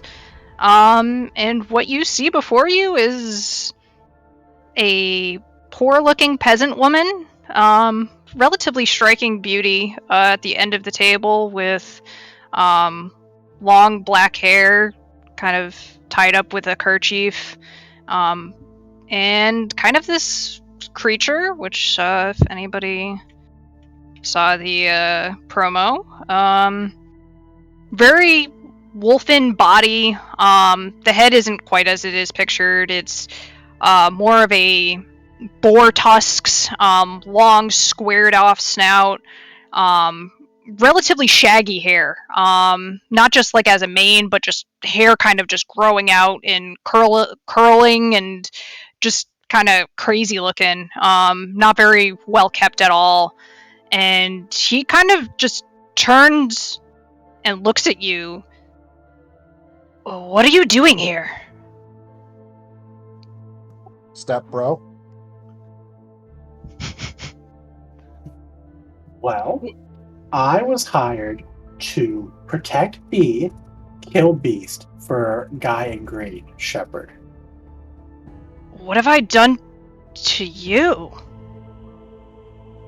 There's all sorts of wounded animals and hurt dogs and bad things. That wasn't me. The evidence suggests otherwise. Beatrice at the end of the table basically will chime in. He saved my life against wolves. I got lost in the howling woods, and he defended me and got injured, and I brought him back here and bandaged him up. I'm not a hostage. I've heard of this place far away across the ocean called Stockholm. Have you ever heard of it? I'm a poor little farm girl. I don't know anywhere. Yes, well, apparently it's a thing in Stockholm. They have this sort of condition or mental syndrome, if you will, where sometimes your captor can impress upon you and you feel sympathetic towards them, and you start... Can Gordy take a look at the beast to see if he is patched up in any way? Sure. Throw me a perception check. Arbert's just breaking right. Okay. Chilling. Gonna go find the whatever this bear rug is. Alright. Real quick, Gordy, you do see, across the beast's right forearm, it does seem to have a really crudely done wrap around it, with some brownish tinge, like it could be some dried blood that is kind of seeped through. And Reg, Arbit... Sorry, go ahead, Gordy. It does seem like he's patched up, albeit not the best, but it's something. Well, I mean, I'm no medicine woman. I did what I could, and just trying to make sure it doesn't get infected, rather. But Can Gordy kind of like replace the wrappings a little bit? If you'd like to go on up to him, Be careful, Gordy. We don't know if we can trust this thing. you can roll a medicine check. Listen, if I can fight Ferdinand in a bar and then fight a few wolves in the forest, I think I can handle this guy. But I appreciate Okay, that was one time. Listen, let's get back, okay? Let's go back. You and I will say one time. I want to, while this patching up is going on, I want to turn around and see what Sebastian's up to, because he's in the house as far as we know, right? Yes. Okay. All right. Let me resolve Gordy, go to Arbit, and then we will resolve with Sebastian. So, the creature, he very hesitantly reaches out his arm to show you his bandages, and as you take off the bandage, it kind of sticks a little bit to his arm, and he howls. Not aggressively, but like in pain. And you can see he's got 3 very long, very deep scratches on his forearm. Not dissimilar to what you've previously seen, but you definitely bandage him back up, and thank you. I'm not used to kindness from strangers, especially looking like this. Alright, Arbit, you're just checking out that other room? You looking for anything in particular?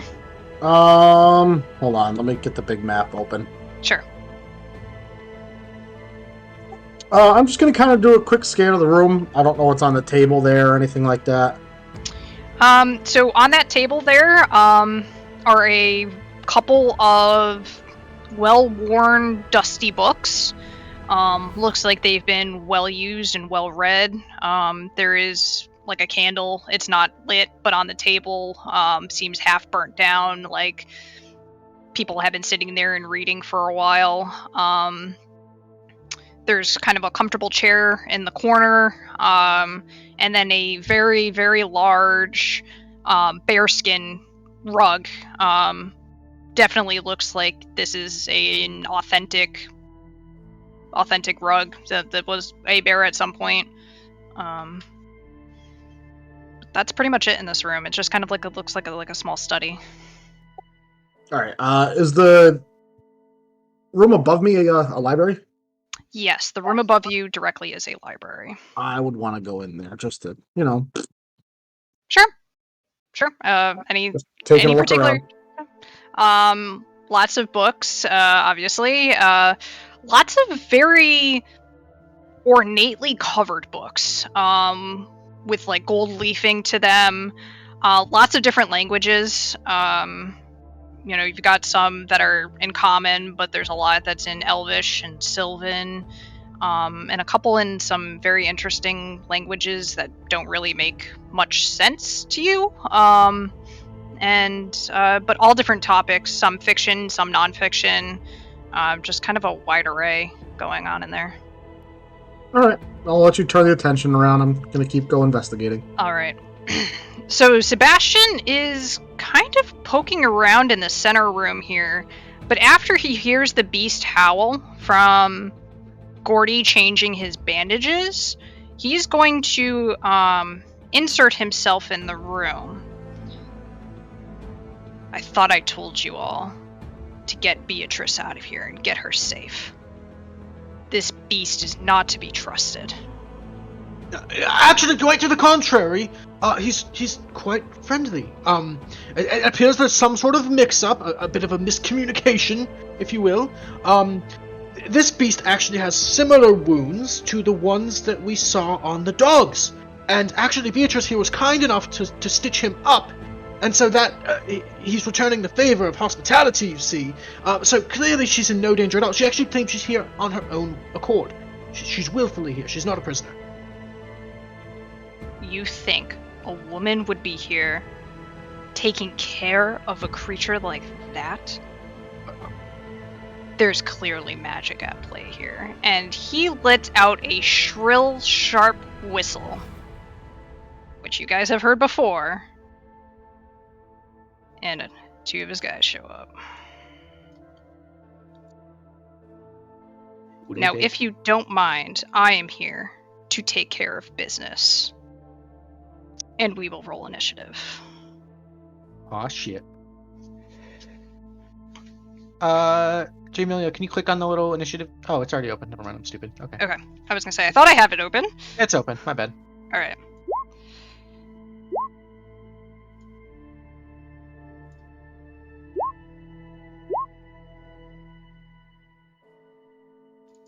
Alright, let me just roll initiative. These guys.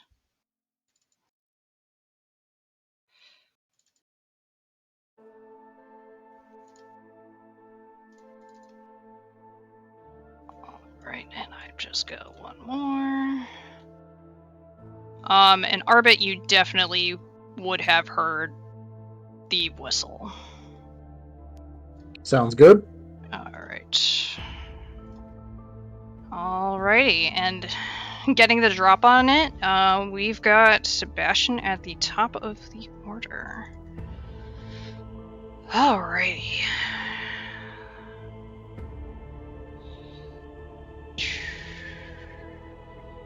Alright, so he is going to take out his musket, level it at the creature, and he is going to spend 1 grit point to do a violent shot. Just comes in here and starts popping caps. He turns the musket sideways. And he is going to hit with a 23 and for 25 points of damage. Damn. Yikes. He just comes in and fucking starts blasting. He will use his other action or second attack to reload his musket. And he is going to basically hold right there. That'll be his turn. Reginald, what do you do? Whoa! Sir, my good man, no! I would like to move in, because he's just fucking firing a musket in this crowded room towards the direction of his fucking love. This guy's clearly insane. I would like to see if I can't wrest the musket out of his hands. Alright, we will do a contested athletics. Oh boy, I'm just a little tiny guy. Believe in All right. yourself. Yeah, I'm gonna believe in myself. Oh jeez. Jeez. Don't believe that hard. He essentially, as you go to take the musket, he kind of smacks you with the butt end of it and prevents you from being able to get a true grip on it. That's like the bully thing where he just puts his hand on my forehead. Yeah. You do not get it away from him, and he glares at you. I do say, as owner and proprietor of the Tealeaf Adventure Company, I demand you stand down. That's all I've got. All right. Beatrice, upon seeing all of this and just not really understanding what the hell is happening here, she is going to... She's just going to cast a healing word on the beast. And we'll do it at level 2, because he took a pretty big chunk. So he gets 9 points of healing back.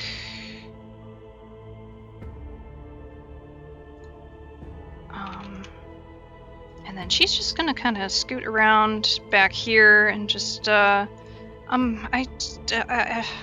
don't understand. We're not trying to harm anybody. And she will just take the dodge action. All right, and then we got these big boys. They're gonna have some difficulty getting into the room here. But they're gonna basically, I'm gonna make them do like double movement to try to get them inside the room, kind of just squeeze their form, because they're not very wide. They're very just kind of long and slender here. So we're gonna throw one of them in right in front of Beatrice. And this other one isn't going to have quite enough movement to make it in, so I'll just move him here for now. Sorry to interrupt, but would Gordy get an attack of opportunity on it? You can certainly swipe, as well as Belladonna. If you would like to swipe at this thing, you can. Reginald as well because he passed. Yeah. His boost? Yep, all I of you would guys would. definitely want to swipe at this. Yep. Little stabby stab. So Belladonna, you can make any melee attack if you want. Like if you have a dagger or a short sword or something, you can make that attack with your reaction because it kind of ran past you. Alright. There you So that is going to miss with a 5 on the short sword. Obviously, the crit from Gordy will hit. You will see that the lightning damage doesn't do anything to these boys. But the slashing damage definitely does come through. Alright. Reg, are you taking a swipe? I'm actually going to hold on to my reaction. Alright, fair enough. So that is just going to be 7 points against them. Alright, and then this creature is going to fire one of its blasters at... And he crits. Ooh. And creature needs to make a con save, which he fails. Okay, so he is currently stunned until the end of this creature's next turn. Also takes 12 points of damage. Alright, that's their turn, and that brings us to Ferdinand. I'm gonna rage up, and I think I'm gonna try and tackle it. Yeah, that's a good idea. Okay. Alright, go ahead. Roll your athletics at advantage.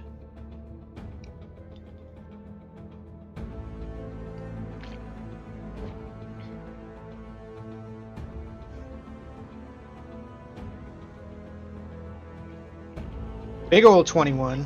So he actually also rolled a 21. So you guys are kind of well matched at each other, and he kind of holds out the musket as you go to tackle him, and you're kind of just wrestling with the musket, but neither one of you can really gain ground there. It's just kind of a stalemate. But definitely, he got lucky on that roll. All right. Anything else? Any move? Nope. I think that will do it, yeah. All right. Mr. Arbit D. Frog. Yes, I hear a whistle, and I'm going to move my 35 feet closer.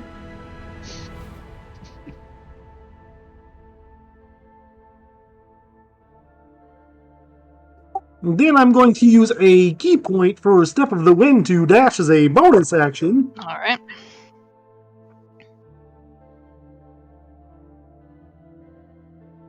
What in the hell is going on here? You see that creature is just like stunned, and it's like gritting its teeth, and it's like trying to move, and it just can't move. And you've got this young woman in a corner, kind of cornered by this beast in front of her, blocking her off. That's the one we're supposed to save, right? Yeah, the young lady, yes. There seems to be... Seems to be a disagreement of who's really protecting it. Alright, what I noticed, I'm just walking in this room. Would I notice that this creature's hostile? Which creature? The one near B. Yes. Yes, you Alright. would. So, I am going to throw a dagger at it. Okay. But in that, I get to wipe it on my skin as part of the attack. Okay. And get to whip it at the thing. All right. Go ahead.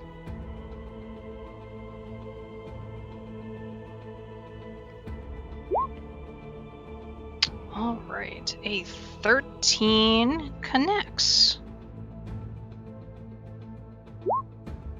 So it's going to be 4 damage, and I need to have it make a save. All right. Con save, right?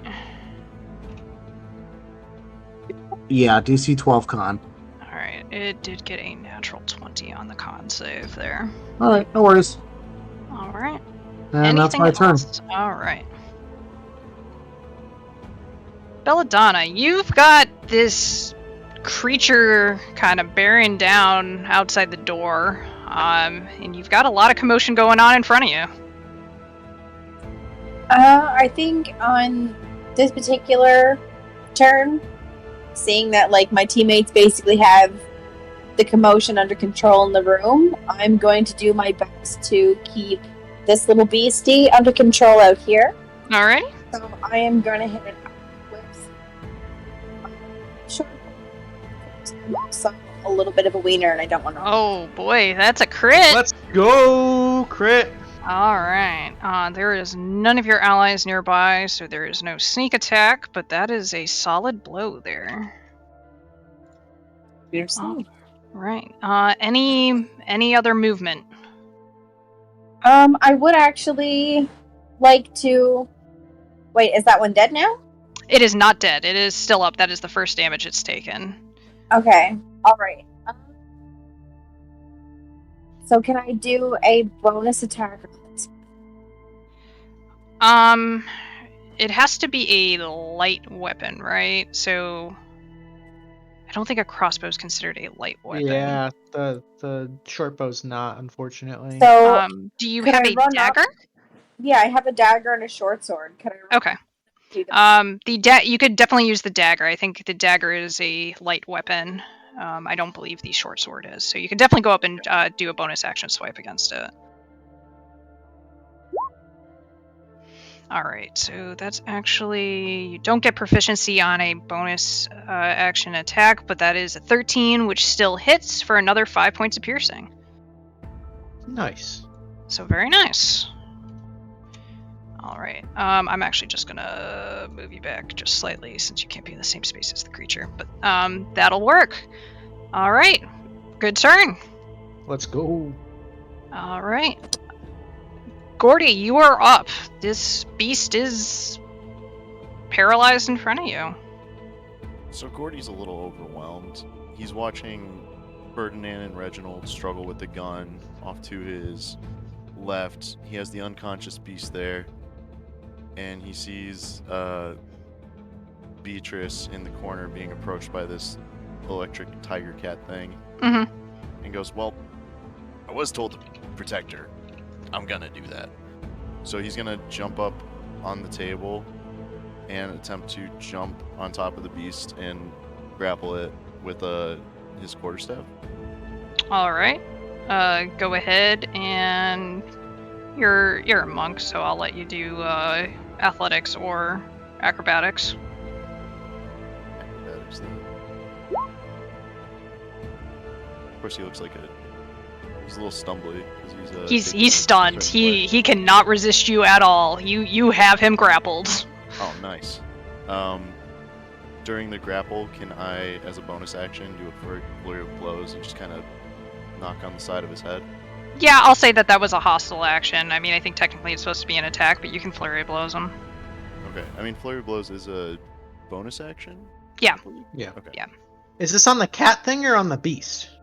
This is on the cat thing. Oh, it's on the Okay. cat thing. Okay. Yeah, so- sorry. Sorry. That's my fault. That's my misunderstanding. Okay. Alright. I am gonna make a strength. So actually I apologize. I misunderstood. It got a 20 for strength. So you're kind of wrestling with the thing and it kind of just tosses its head and you're kind of trying to grab onto the fur and you don't get firm purchase. But you can still do flurry of blows if you'd like. Alright, yeah, I'm gonna hit it up with 2 unarmed strikes. Perfect. Just kind of... Alright. That hits for 6. And I'm gonna do a second one. And that also hits for 7, so that's 13 points of damage. Very nice. And as... Now, this is the weird... I'm still, learning Monk Mhm. a little bit. So when I do my flurry of blows, I have what's called Drunken Technique. Okay. So it allows me to move 10 feet and I gain the benefit of the disengage action with those Perfect. 10 feet. Yep. So I'm going to kind of. Bob and weave. Trying to think All right. how I bob and weave. Can I bob and weave onto the table still? Yeah, you can move onto the table. It's a short table. No extra movement there. Well, I mean, Gordy's a short boy, but Yeah. But you're also a monk, so you're acrobatic as hell. All right. cool. So yeah, I bob and weave onto the table, just kind of pop, turn and roll, and that's my turn. Right. The creature is stunned, and there is nothing he can do there. And we are back to Sebastian.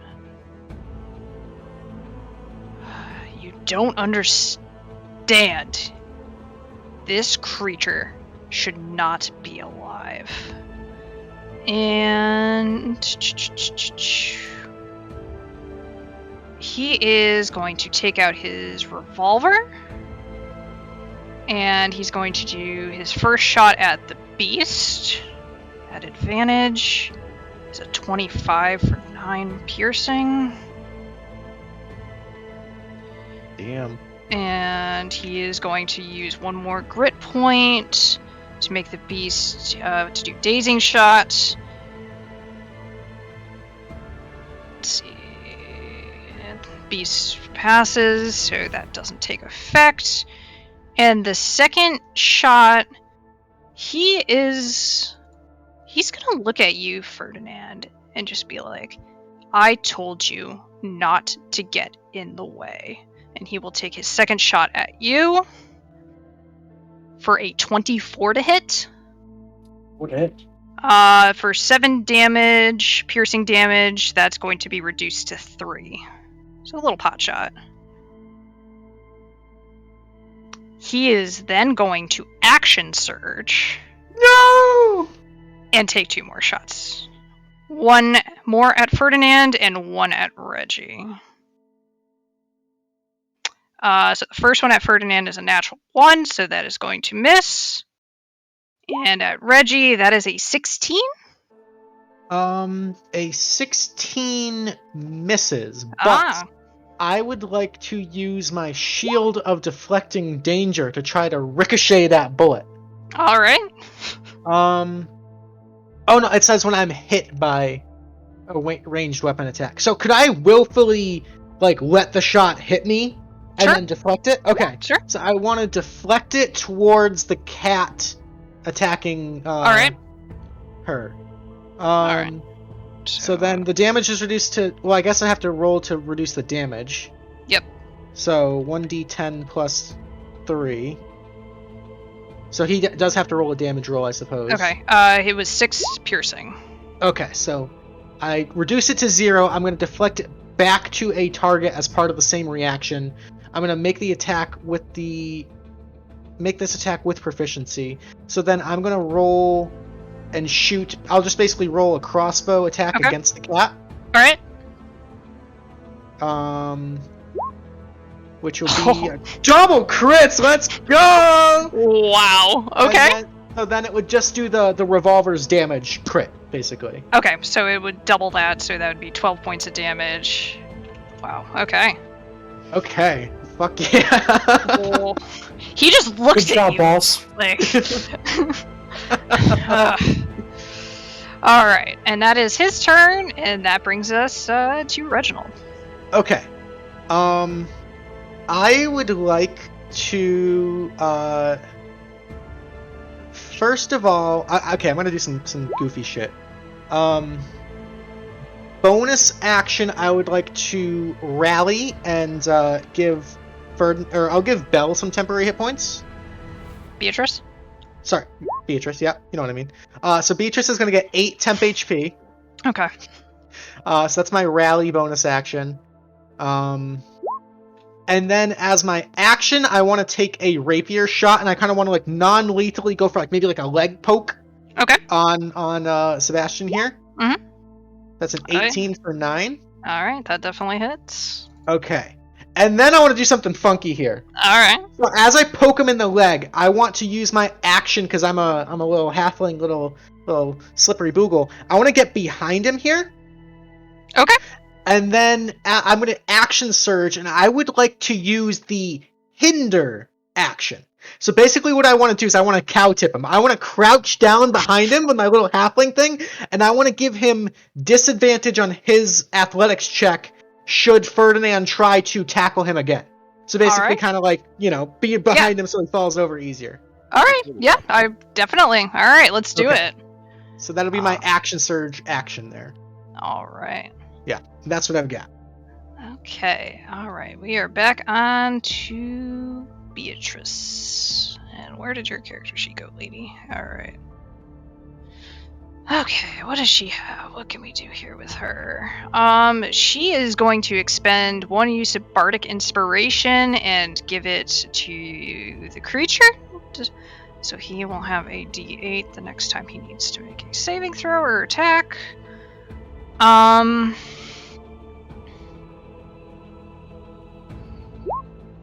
Let's see.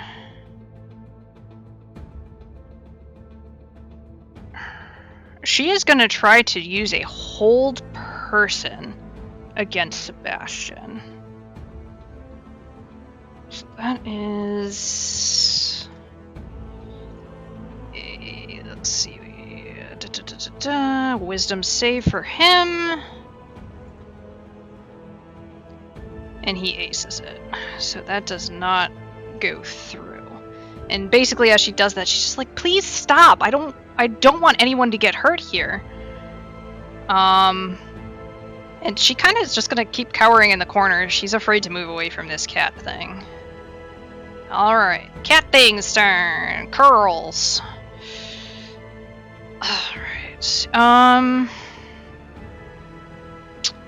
This cat did not like what Gordy did there.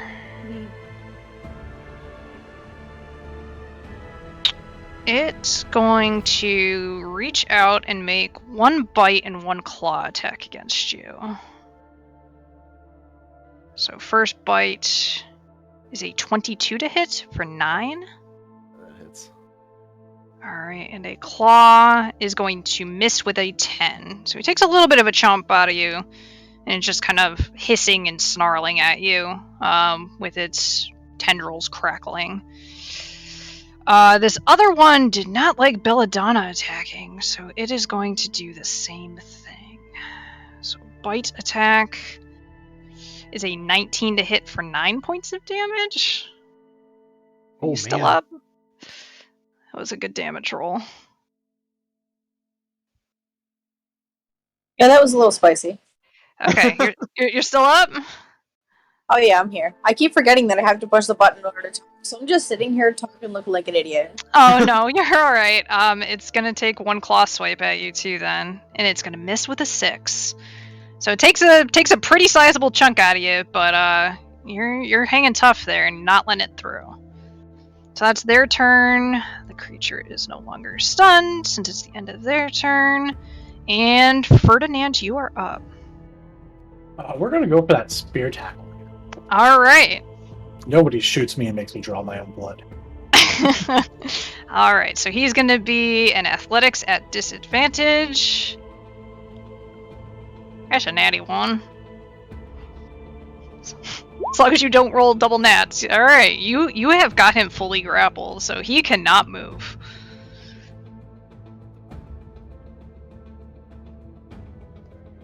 Alright. Anything else?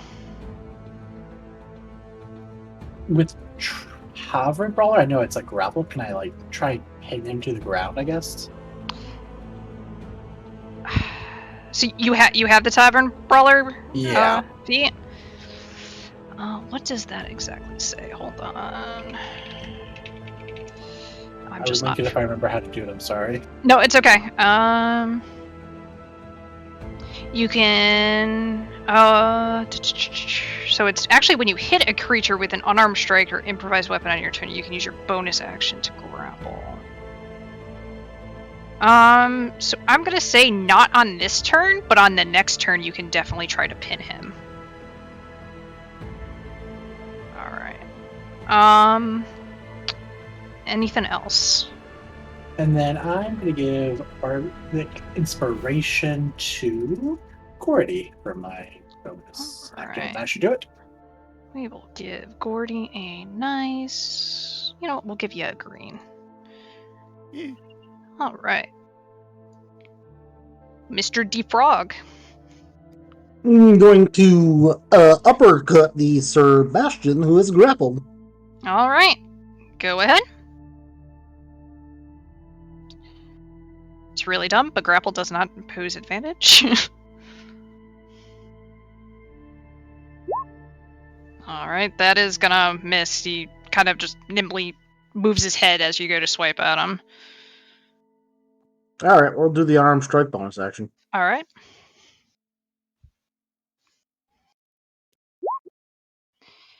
That is also just going to miss. Oof, okay.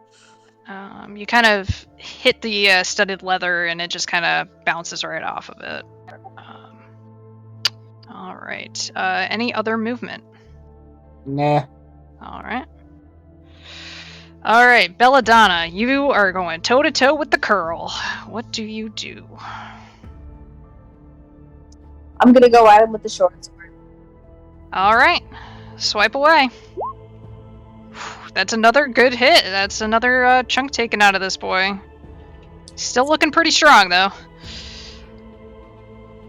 Am I able to take another whack or no? Yep, you can go at him with the dagger, I'll say. Alrighty.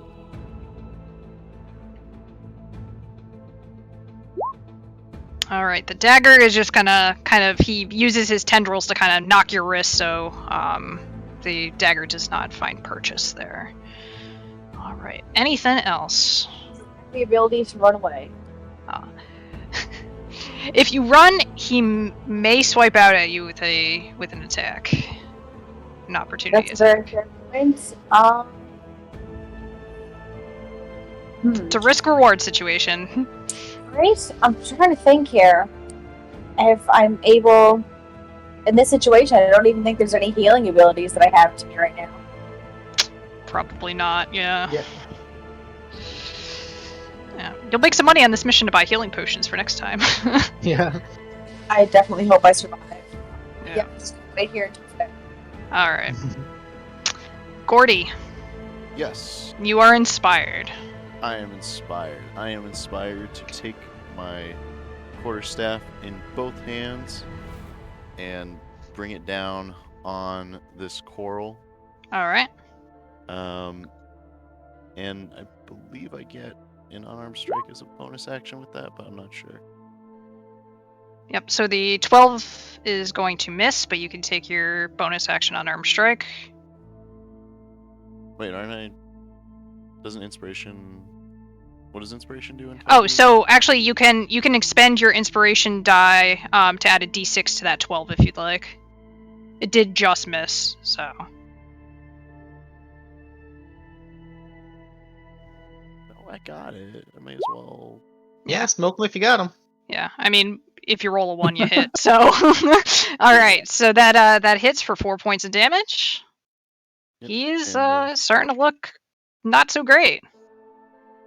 And with the 2, just kind of gives it a butt with the back of the staff All right, and as an unarmed strike. 6 makes he is single digits bad at this point.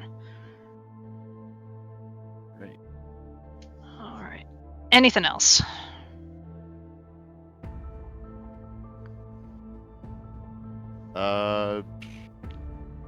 I'm gonna take a. If I am here, would I still be in attacking range? Yes, he is still in range. You would not take an opportunity attack there. Okay. So I'm gonna just move so I'm at the back of the beast man. All right, Okay. sounds good. Alrighty. So it is the Beastman's turn. He is going to look around at all of you, and he is going to howl, and he is going to enter a rage. And he will look over at Sebastian and just turn his back on him entirely. And he is going to also go attack this curl. So he is going to lash out with 3 claw swipes in quick succession. and he is just going to take this thing out. All 3 hit, and he just tears into this creature. And it dies, and he just kind of keeps going at it. Alright.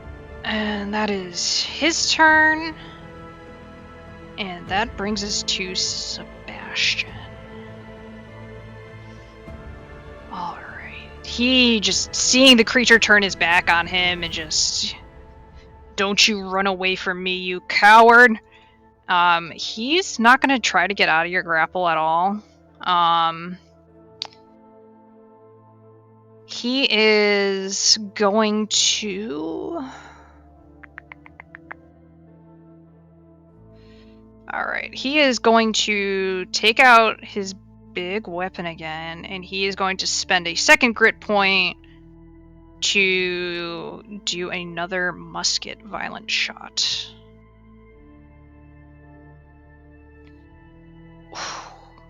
And that is a hit for 26 points of damage, reduced to 13.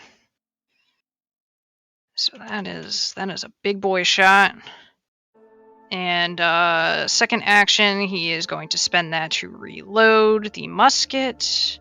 How's he looking HP wise? He's doing alright. And he's going to hold there, and that's going to be his turn. He can't move. Reginald.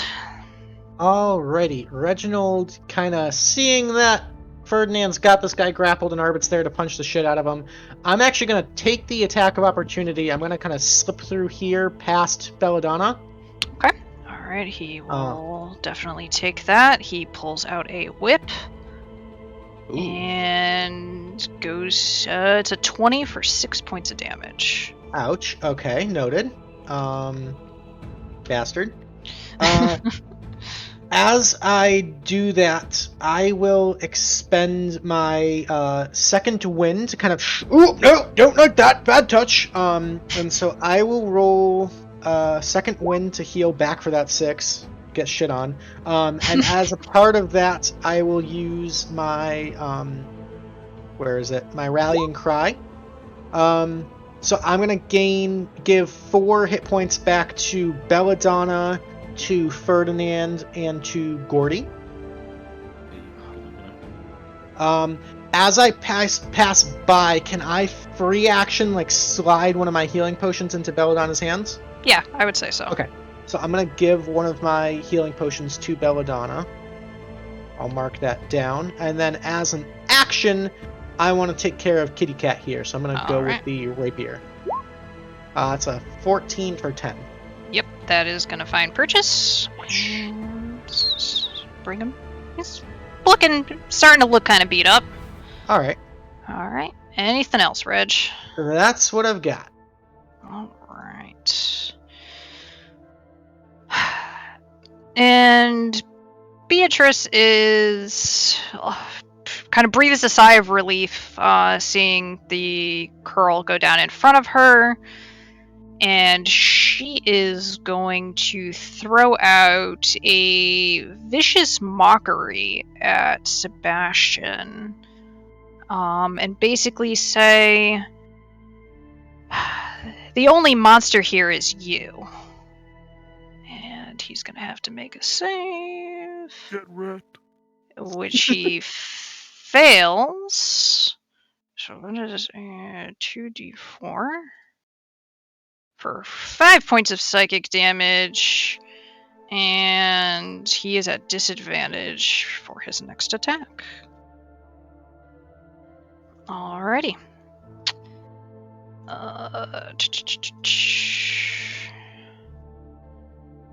Let me just mark him as red. And then onto the one remaining curl's turn. So the curl looks at Reggie that just kind of slips past him. Ain't got none. And says, fuck it. And he's going to, at disadvantage, fire off one of his blaster attacks. That doesn't sound good. It's a 16 to hit, though. 16's a miss. So that, he's not happy with that. And then we'll spend his second action to swipe out with a claw. And a 15? And the 15 is gonna miss. So he is pissed. He is like spitting, hissing in your face, but he can't find any purchase. That is its turn, and that brings us to Ferdinand. You got him grappled. What you gonna do? We are going to go with a body slam, I think. Try to Alright. make him prone. Slam and welcome to the jam. Alright. So you are raging, so it's going to be another contested athletics, and you are at advantage.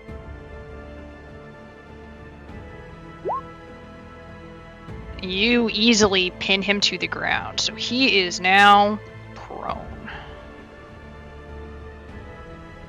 Alrighty. He's just, get off of me! I need to finish him off. Alright, anything else? I think that's all I can do. Alright, Should do it. sounds good. Arbit, you've got a prone man in front of you. Hi there! Eat my fists, jackass! Alright, at advantage.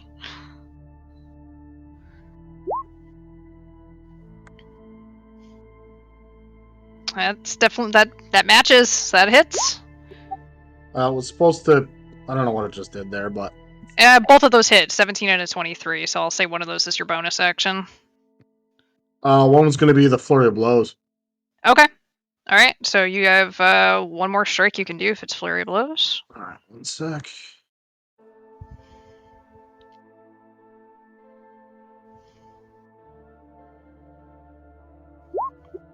Just going to try and go for the crit on that one. Alright. Fish it up. Nah, but I'll take it. Okay, Nope. so I have So 3 hits. Alright, 3 hits, so that's 3 con saves, and he fails the first one. He is poisoned. Alright, Alright, 5 points on the first one. Okay, 4, and 1 more. 7. So that is 16 points of damage. And he looks he kind of turns like that sick green color, like he's almost about ready to upchuck as that poison of yours takes purchase. How you feeling, stud? He like tries to open his mouth to say something, and it's kind of like one of those like gross burps comes up, and then he kind of just quickly closes his mouth and swallows. Alright, anything else, Arvid? Swallow, bitch.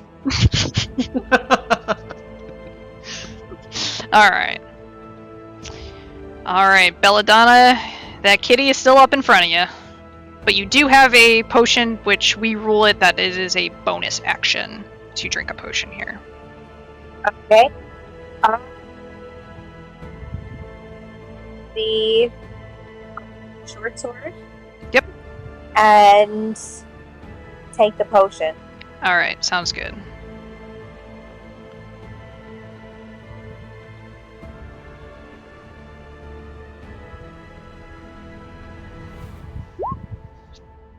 That hits again for another glancing blow, but every point counts.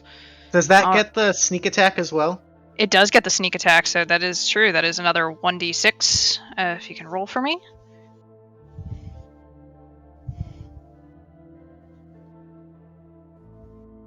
Good catch.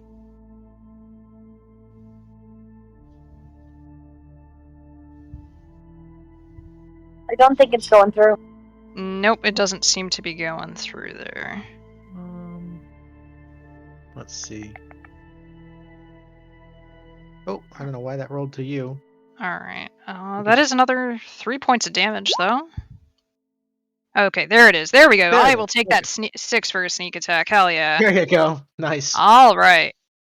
Very nice. And then you can drink your healing potion is 2d4 plus 2. Alright, thank you. One moment.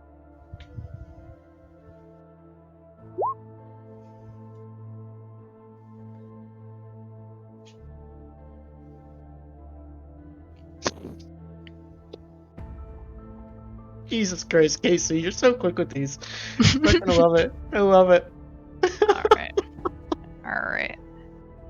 Punch just- and make shit posts is all I do in my life. Alright. And while you roll that, perfect. Wow. Good healing pot. We will... 8 points back to you. We will move on to Gordy. Gordy's gonna kind of turn towards the Beastman and go, "Are you okay?" And just seeing him kind of frothing at the mouth, raging, and go, "He probably knows what he's doing." Gordy's going to back up on the table, still holding his staff, Alright. his core staff. Get a running start to the edge of the table and vault, and do a bit of a flying people's elbow into I forgot his name. Sebastian. Sebastian. Oh, I keep wanting to say Gaston, but I know it's not. Not quite. Not Yep. And that'll be at advantage since he is prone. Alright. I believe that's an unarmed strike, so that's just gonna be flying halfling. Alright, the 22 will hit for 6.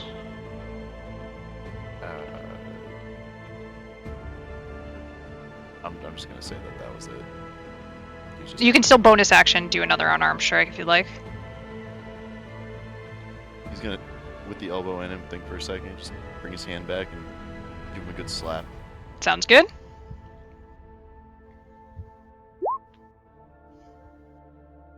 And 17 will hit for another 6. He's starting to look fairly bloodied here.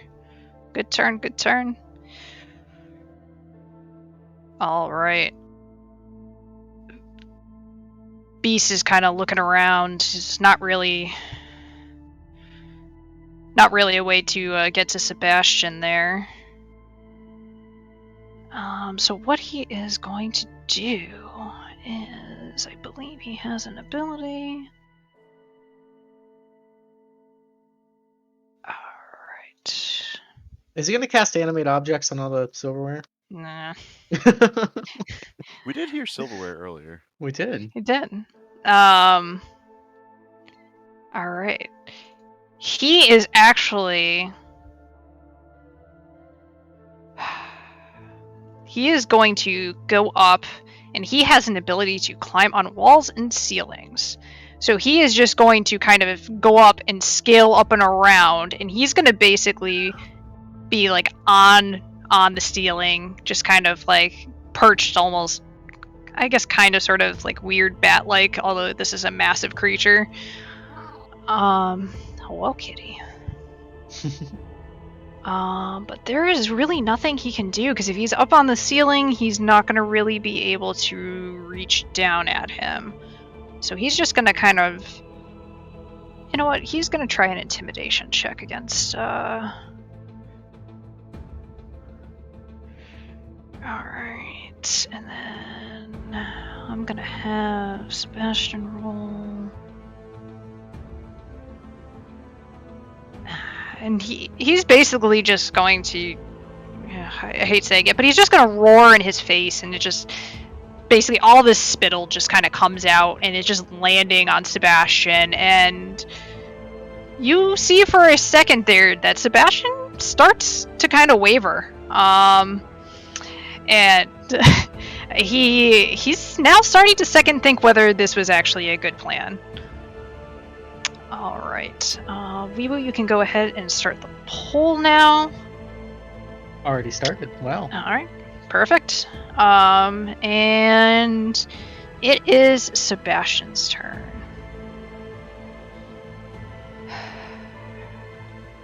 I hired you all to do one job, and you couldn't even do that. He is going to bonus action second wind.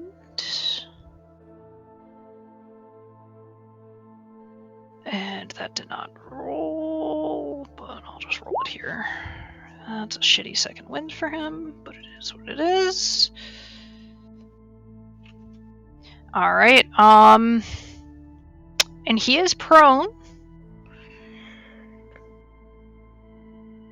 He is going to He's got reach with the whip, so at disadvantage, because he's prone, he's gonna still try to lash out at the creature. It misses with the first. It misses with the second. He's in dire straits at this point. It's not looking good for him. Alright. And Reginald, you are up, sir. Alrighty, I'm going to try to finish off the kitty cat here. Alright. I'm gonna try something different. I'm gonna use my dagger of dragon slaying. Maybe these things got some Wow. I don't know. Okay. That doesn't work. No, Nope. it Tried to be just cool, didn't work. Nope. We're not gonna talk about it. Skip next turn. Nope. Alright. A for effort. Yeah. Okay, and we've got Beatrice.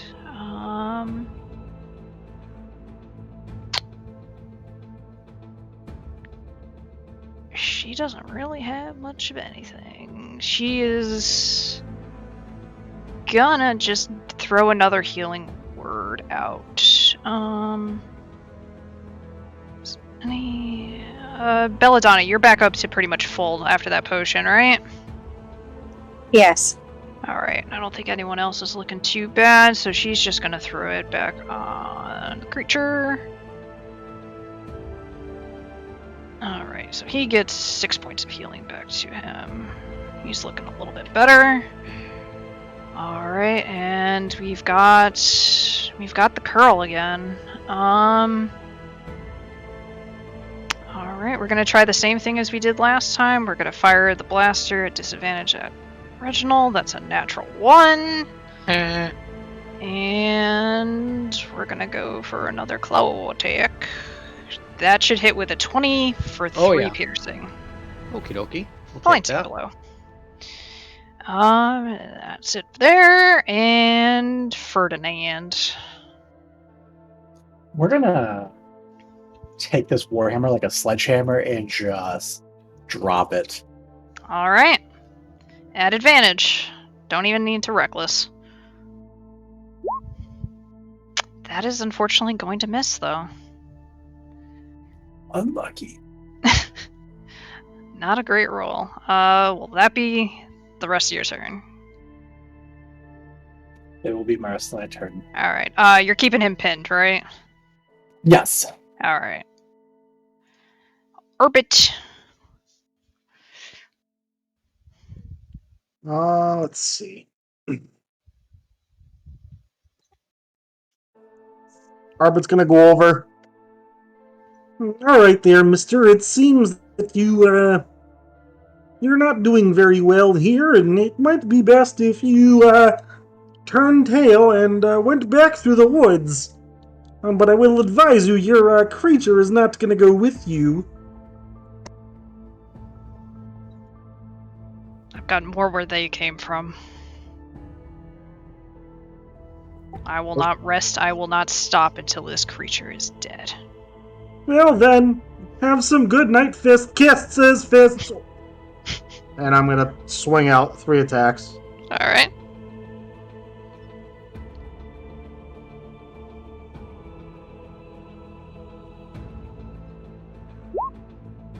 First one misses.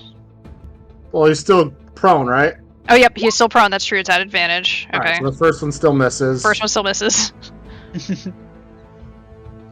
Second one is a nat 20. That hits, for sure. And we'll do a third.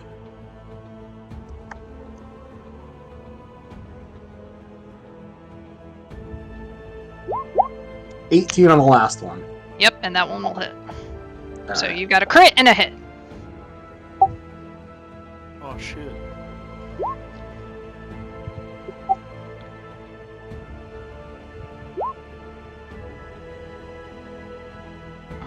Right. Good damage there. Yeah. Alright. He is definitely not looking very good. Rip. So 14 total. Slightly less good. Alright. Sounds good. Anything else, Arbit?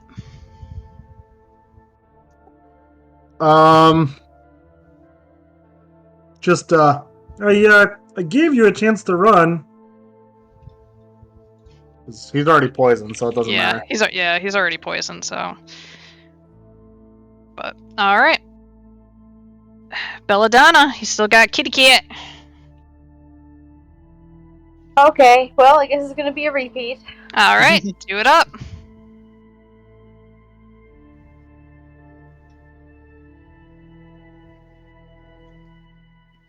All right, that hits. There we go. Another 3 points. And that also hits for another 3 points. Can you roll me 1d6 for your sneak attack?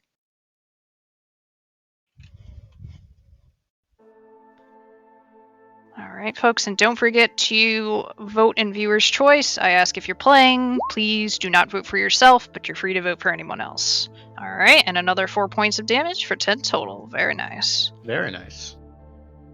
Alright, staying put, or are you going to use any of your movement? Well, I'm here. Alright. Alright. You're taking a good chunks out of this kitty. Alright, Gordy. So we still have him pinned. He is still pinned. Yep, he has not tried to even fight getting back up. I just have a question for you, man. Why are you so angry?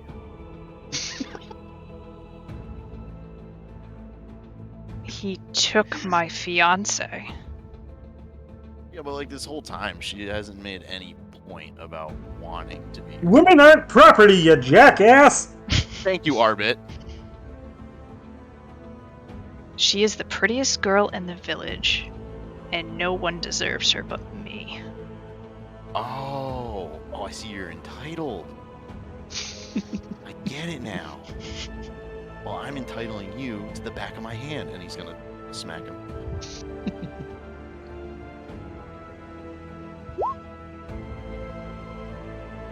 Alright, that hits for 4. And I'm gonna throw one in for free. Here's the front of my hand. And let off a second unarmed strike on it. Mm-hmm. And 18 is gonna hit for another 6. He is looking pretty bloodied. And just spits out a tooth at this point. Alright. And the beast didn't really take a aggressive action last turn, so his rage... Actually, no, he got attacked last turn, so his rage is still up. He's just going to, from the ceiling, look at Sebastian as... I feel pity for you. You had everything you could have in this world, and still you wanted more. And he's just going to turn his back on him and just walk over to make sure that Beatrice is okay. Sebastian will try to take a whip attack, and he connects for 6 points of damage. Or, sorry, half to 3, because he would still be raging. And he doesn't do anything else. He just wants to go check to make sure that she's okay.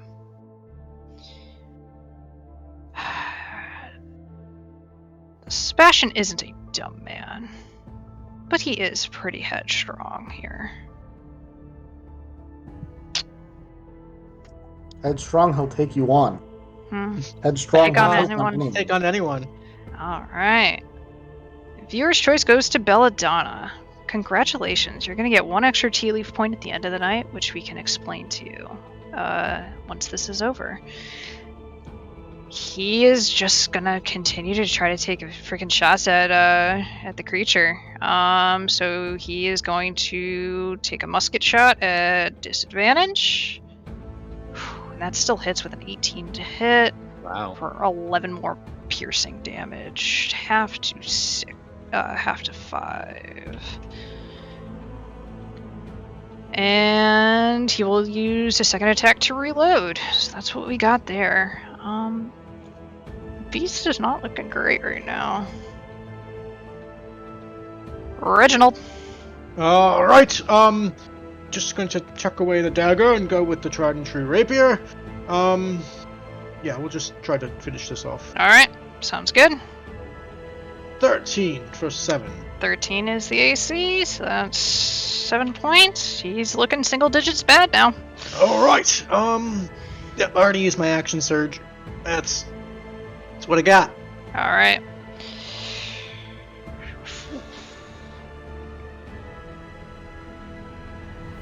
Beatrice is going for the killing blow. Kill stealing son of a. That's what I do, man. Feels secure. It would be Jen, That's what- Jen stealing the It kill. would, right? Of course. All right, she's going to cast a hypnotic pattern on him.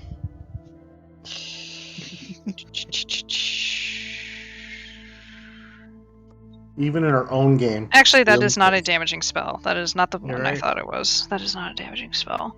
She doesn't really have anything else. So she's not going to cast that because I don't know what I'm doing. She's gonna hit him with she's just gonna hit him with another vicious mockery. And he fails that with a 5. She's gonna say your brother is bigger than you. She does not take him out. It's close, but she doesn't take him out. And she's just gonna say, I would never agree to marry a man like you. Alright, that's her turn. Wait, if she's the fiance, she already did. No, they're betrothed. They haven't actually got married yet. Fair. Alright, So many different opinions here. Alright, the curl is going to do a bite attack out at Reggie. It's a 14 and it's going to miss. And it's going to take a claw swipe at Belladonna. That's a crit. No. For not great damage, it's 8 piercing. Yeah, that's pretty painful. Okay. You still up though? I don't believe so. I think I had 8 left. Oh, okay. Oh. Oh boy. Alright. So you are down. Alright. And that brings us to Ferdinand. We're gonna go with the old sledgehammer again. Absolutely. At advantage, sir. Oh, Oh man. my god. The dice are not there tonight. The dice It's are not. Oh, alright.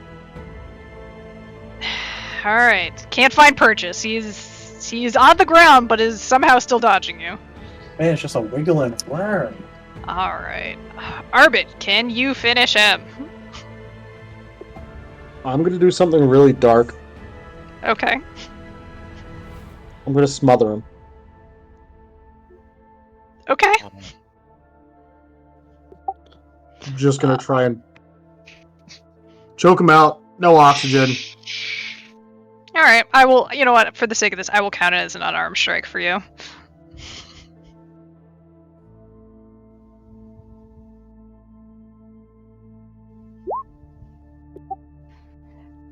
He just kind of is able to kind of squirm away and get a little bit of air. I don't know Still. what happened. Alright, that last one you got him. Okay. Alright. I think pretty much any damage is gonna do it on this.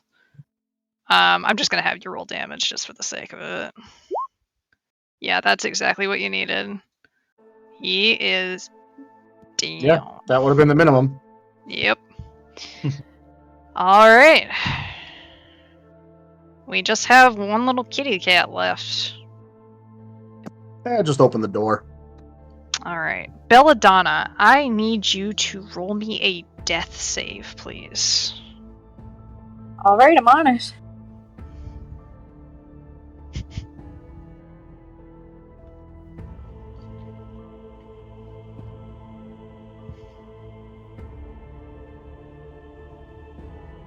Okay, that is one failed death save. Gordy. Gordy is kind of in like a stunned silence after watching Arbit just kind of smother. You know, Arbit, I've actually been around you a few times now where you've done these really, really gross but effective things.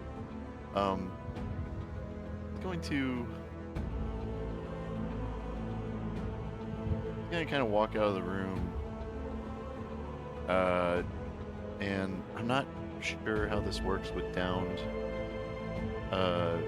players, but Okay.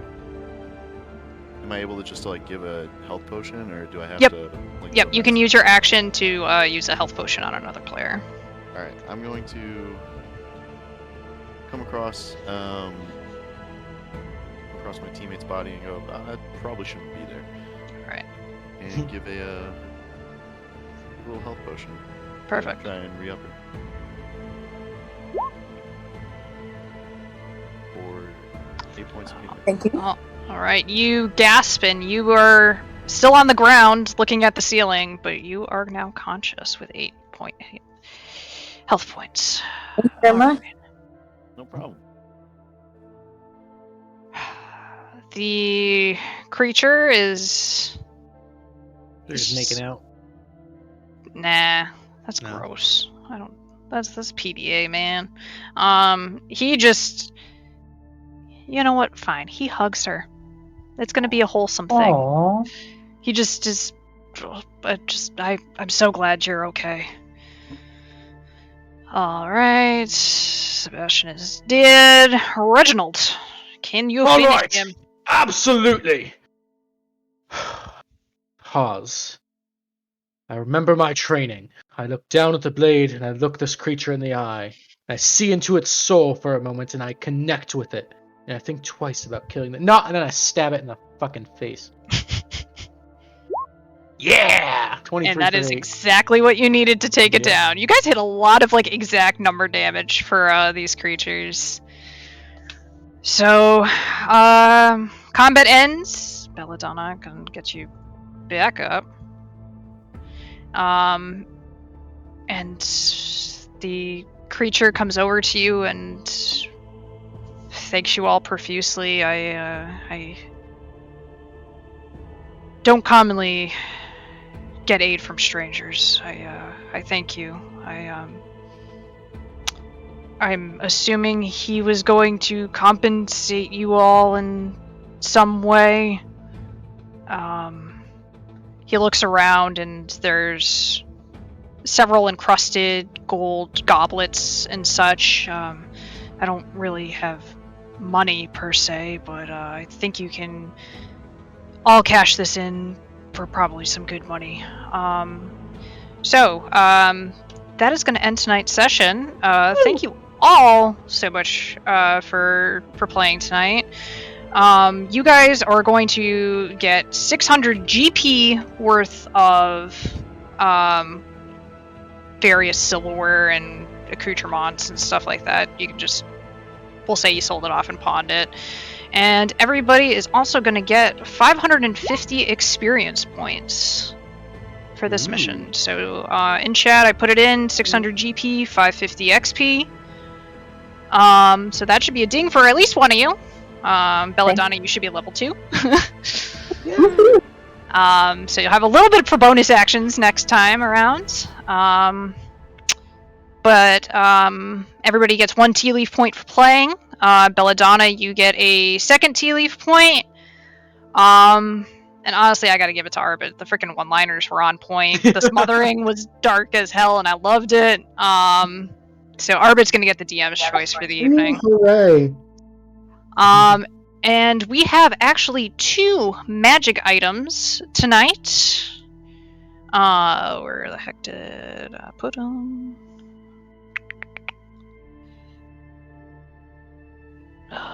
Loot. Alright. So you guys, we've got 2 items. You guys can pick which ones you want to see first. We have the mirror that Sebastian was holding and using to track. And the creature also offers you this very fancy red rose. Any anybody have a preference on what they would like to see first before we start the bids? I say we look at the rose. All right. I'll show this to you guys. I think that should work. Ooh, pretty. That's All gorgeous. right. So against the specific element, which this is red, so this will be fire. The wielder of this rose gains resistance to the damage type fire. However, if the wielder takes 10 or more damage of that element in one hit, after the resistance is applied, that rose is fully destroyed, but it negates all damage taken on that one hit. So alternatively, you could also expend the rose and to blow a 20-foot cone of fire, causing a 15 DC Constitution saving throw, dealing 3d 10 damage on a failed and half on a success. But once you use it, you lose it. All right.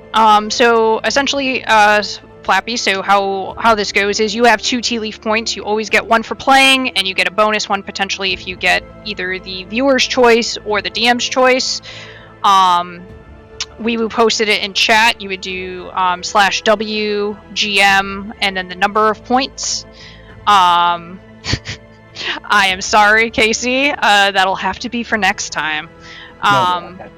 But basically, whoever gets the highest number, whoever bids the highest, wins the item, and you can add it to your character sheet.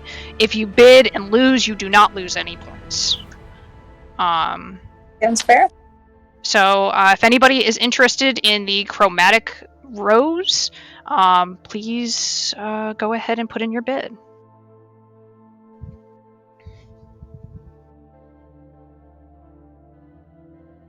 All right, going once, going twice. The rose is going to roll over to the next session. All right, and we have the Mirror of Scrying. So the mirror was previously used by Sebastian on the high seas to track pirates. Twice per day, you can cast the scrying spell without using any materials on a creature that you have heard of. Do not need to be familiar with, just need to have heard of them. Target must succeed on a DC 15 Wisdom saving throw. On a successful save, the target is not affected, and you cannot use the spell against them for 24 hours. On a failed save, the spell creates an invisible sensor within 10 feet of the target. You can see and hear through the sensor as if you were there. The sensor moves with the target, remaining within 10 feet of it for its duration. A creature that can see invisible objects sees the sensor as a luminous orb about the size of your fist. So it basically allows you to cast Scrying twice with a relatively decent DC throw. This one does require attunement. I forgot to say that the rose does not require attunement. The mirror does require attunement? The mirror does require attunement, yes. Ooh, okay. Alright, so if anybody is interested in the Mirror of Scrying, please go ahead and put your bid in. And alright, going once, going twice, going thrice. Alright, sold for 1 Tealeaf point to LukeTheDM. Woo!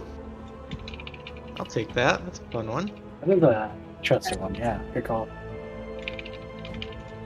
Alright. Alright, guys. Well, thank you so much. I hope you enjoyed it. I had a lot of fun putting this all together. Obviously, you guys caught on fairly quickly. Not that it wasn't super obvious that this was a Beauty and the Beast inspired session. But thank you all for joining. I think we're going to raid out. Yep. It totally was Beauty and the Beast, right? Yeah, obviously. Yeah, obviously. Jmillyo, you did amazing. That was awesome. Thank you. Round of applause. Thank you. That was Okay. Thank you.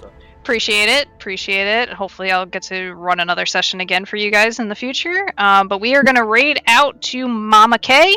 Please send her all of your game room love, and we will see you guys again for another adventure next Thursday. Adios.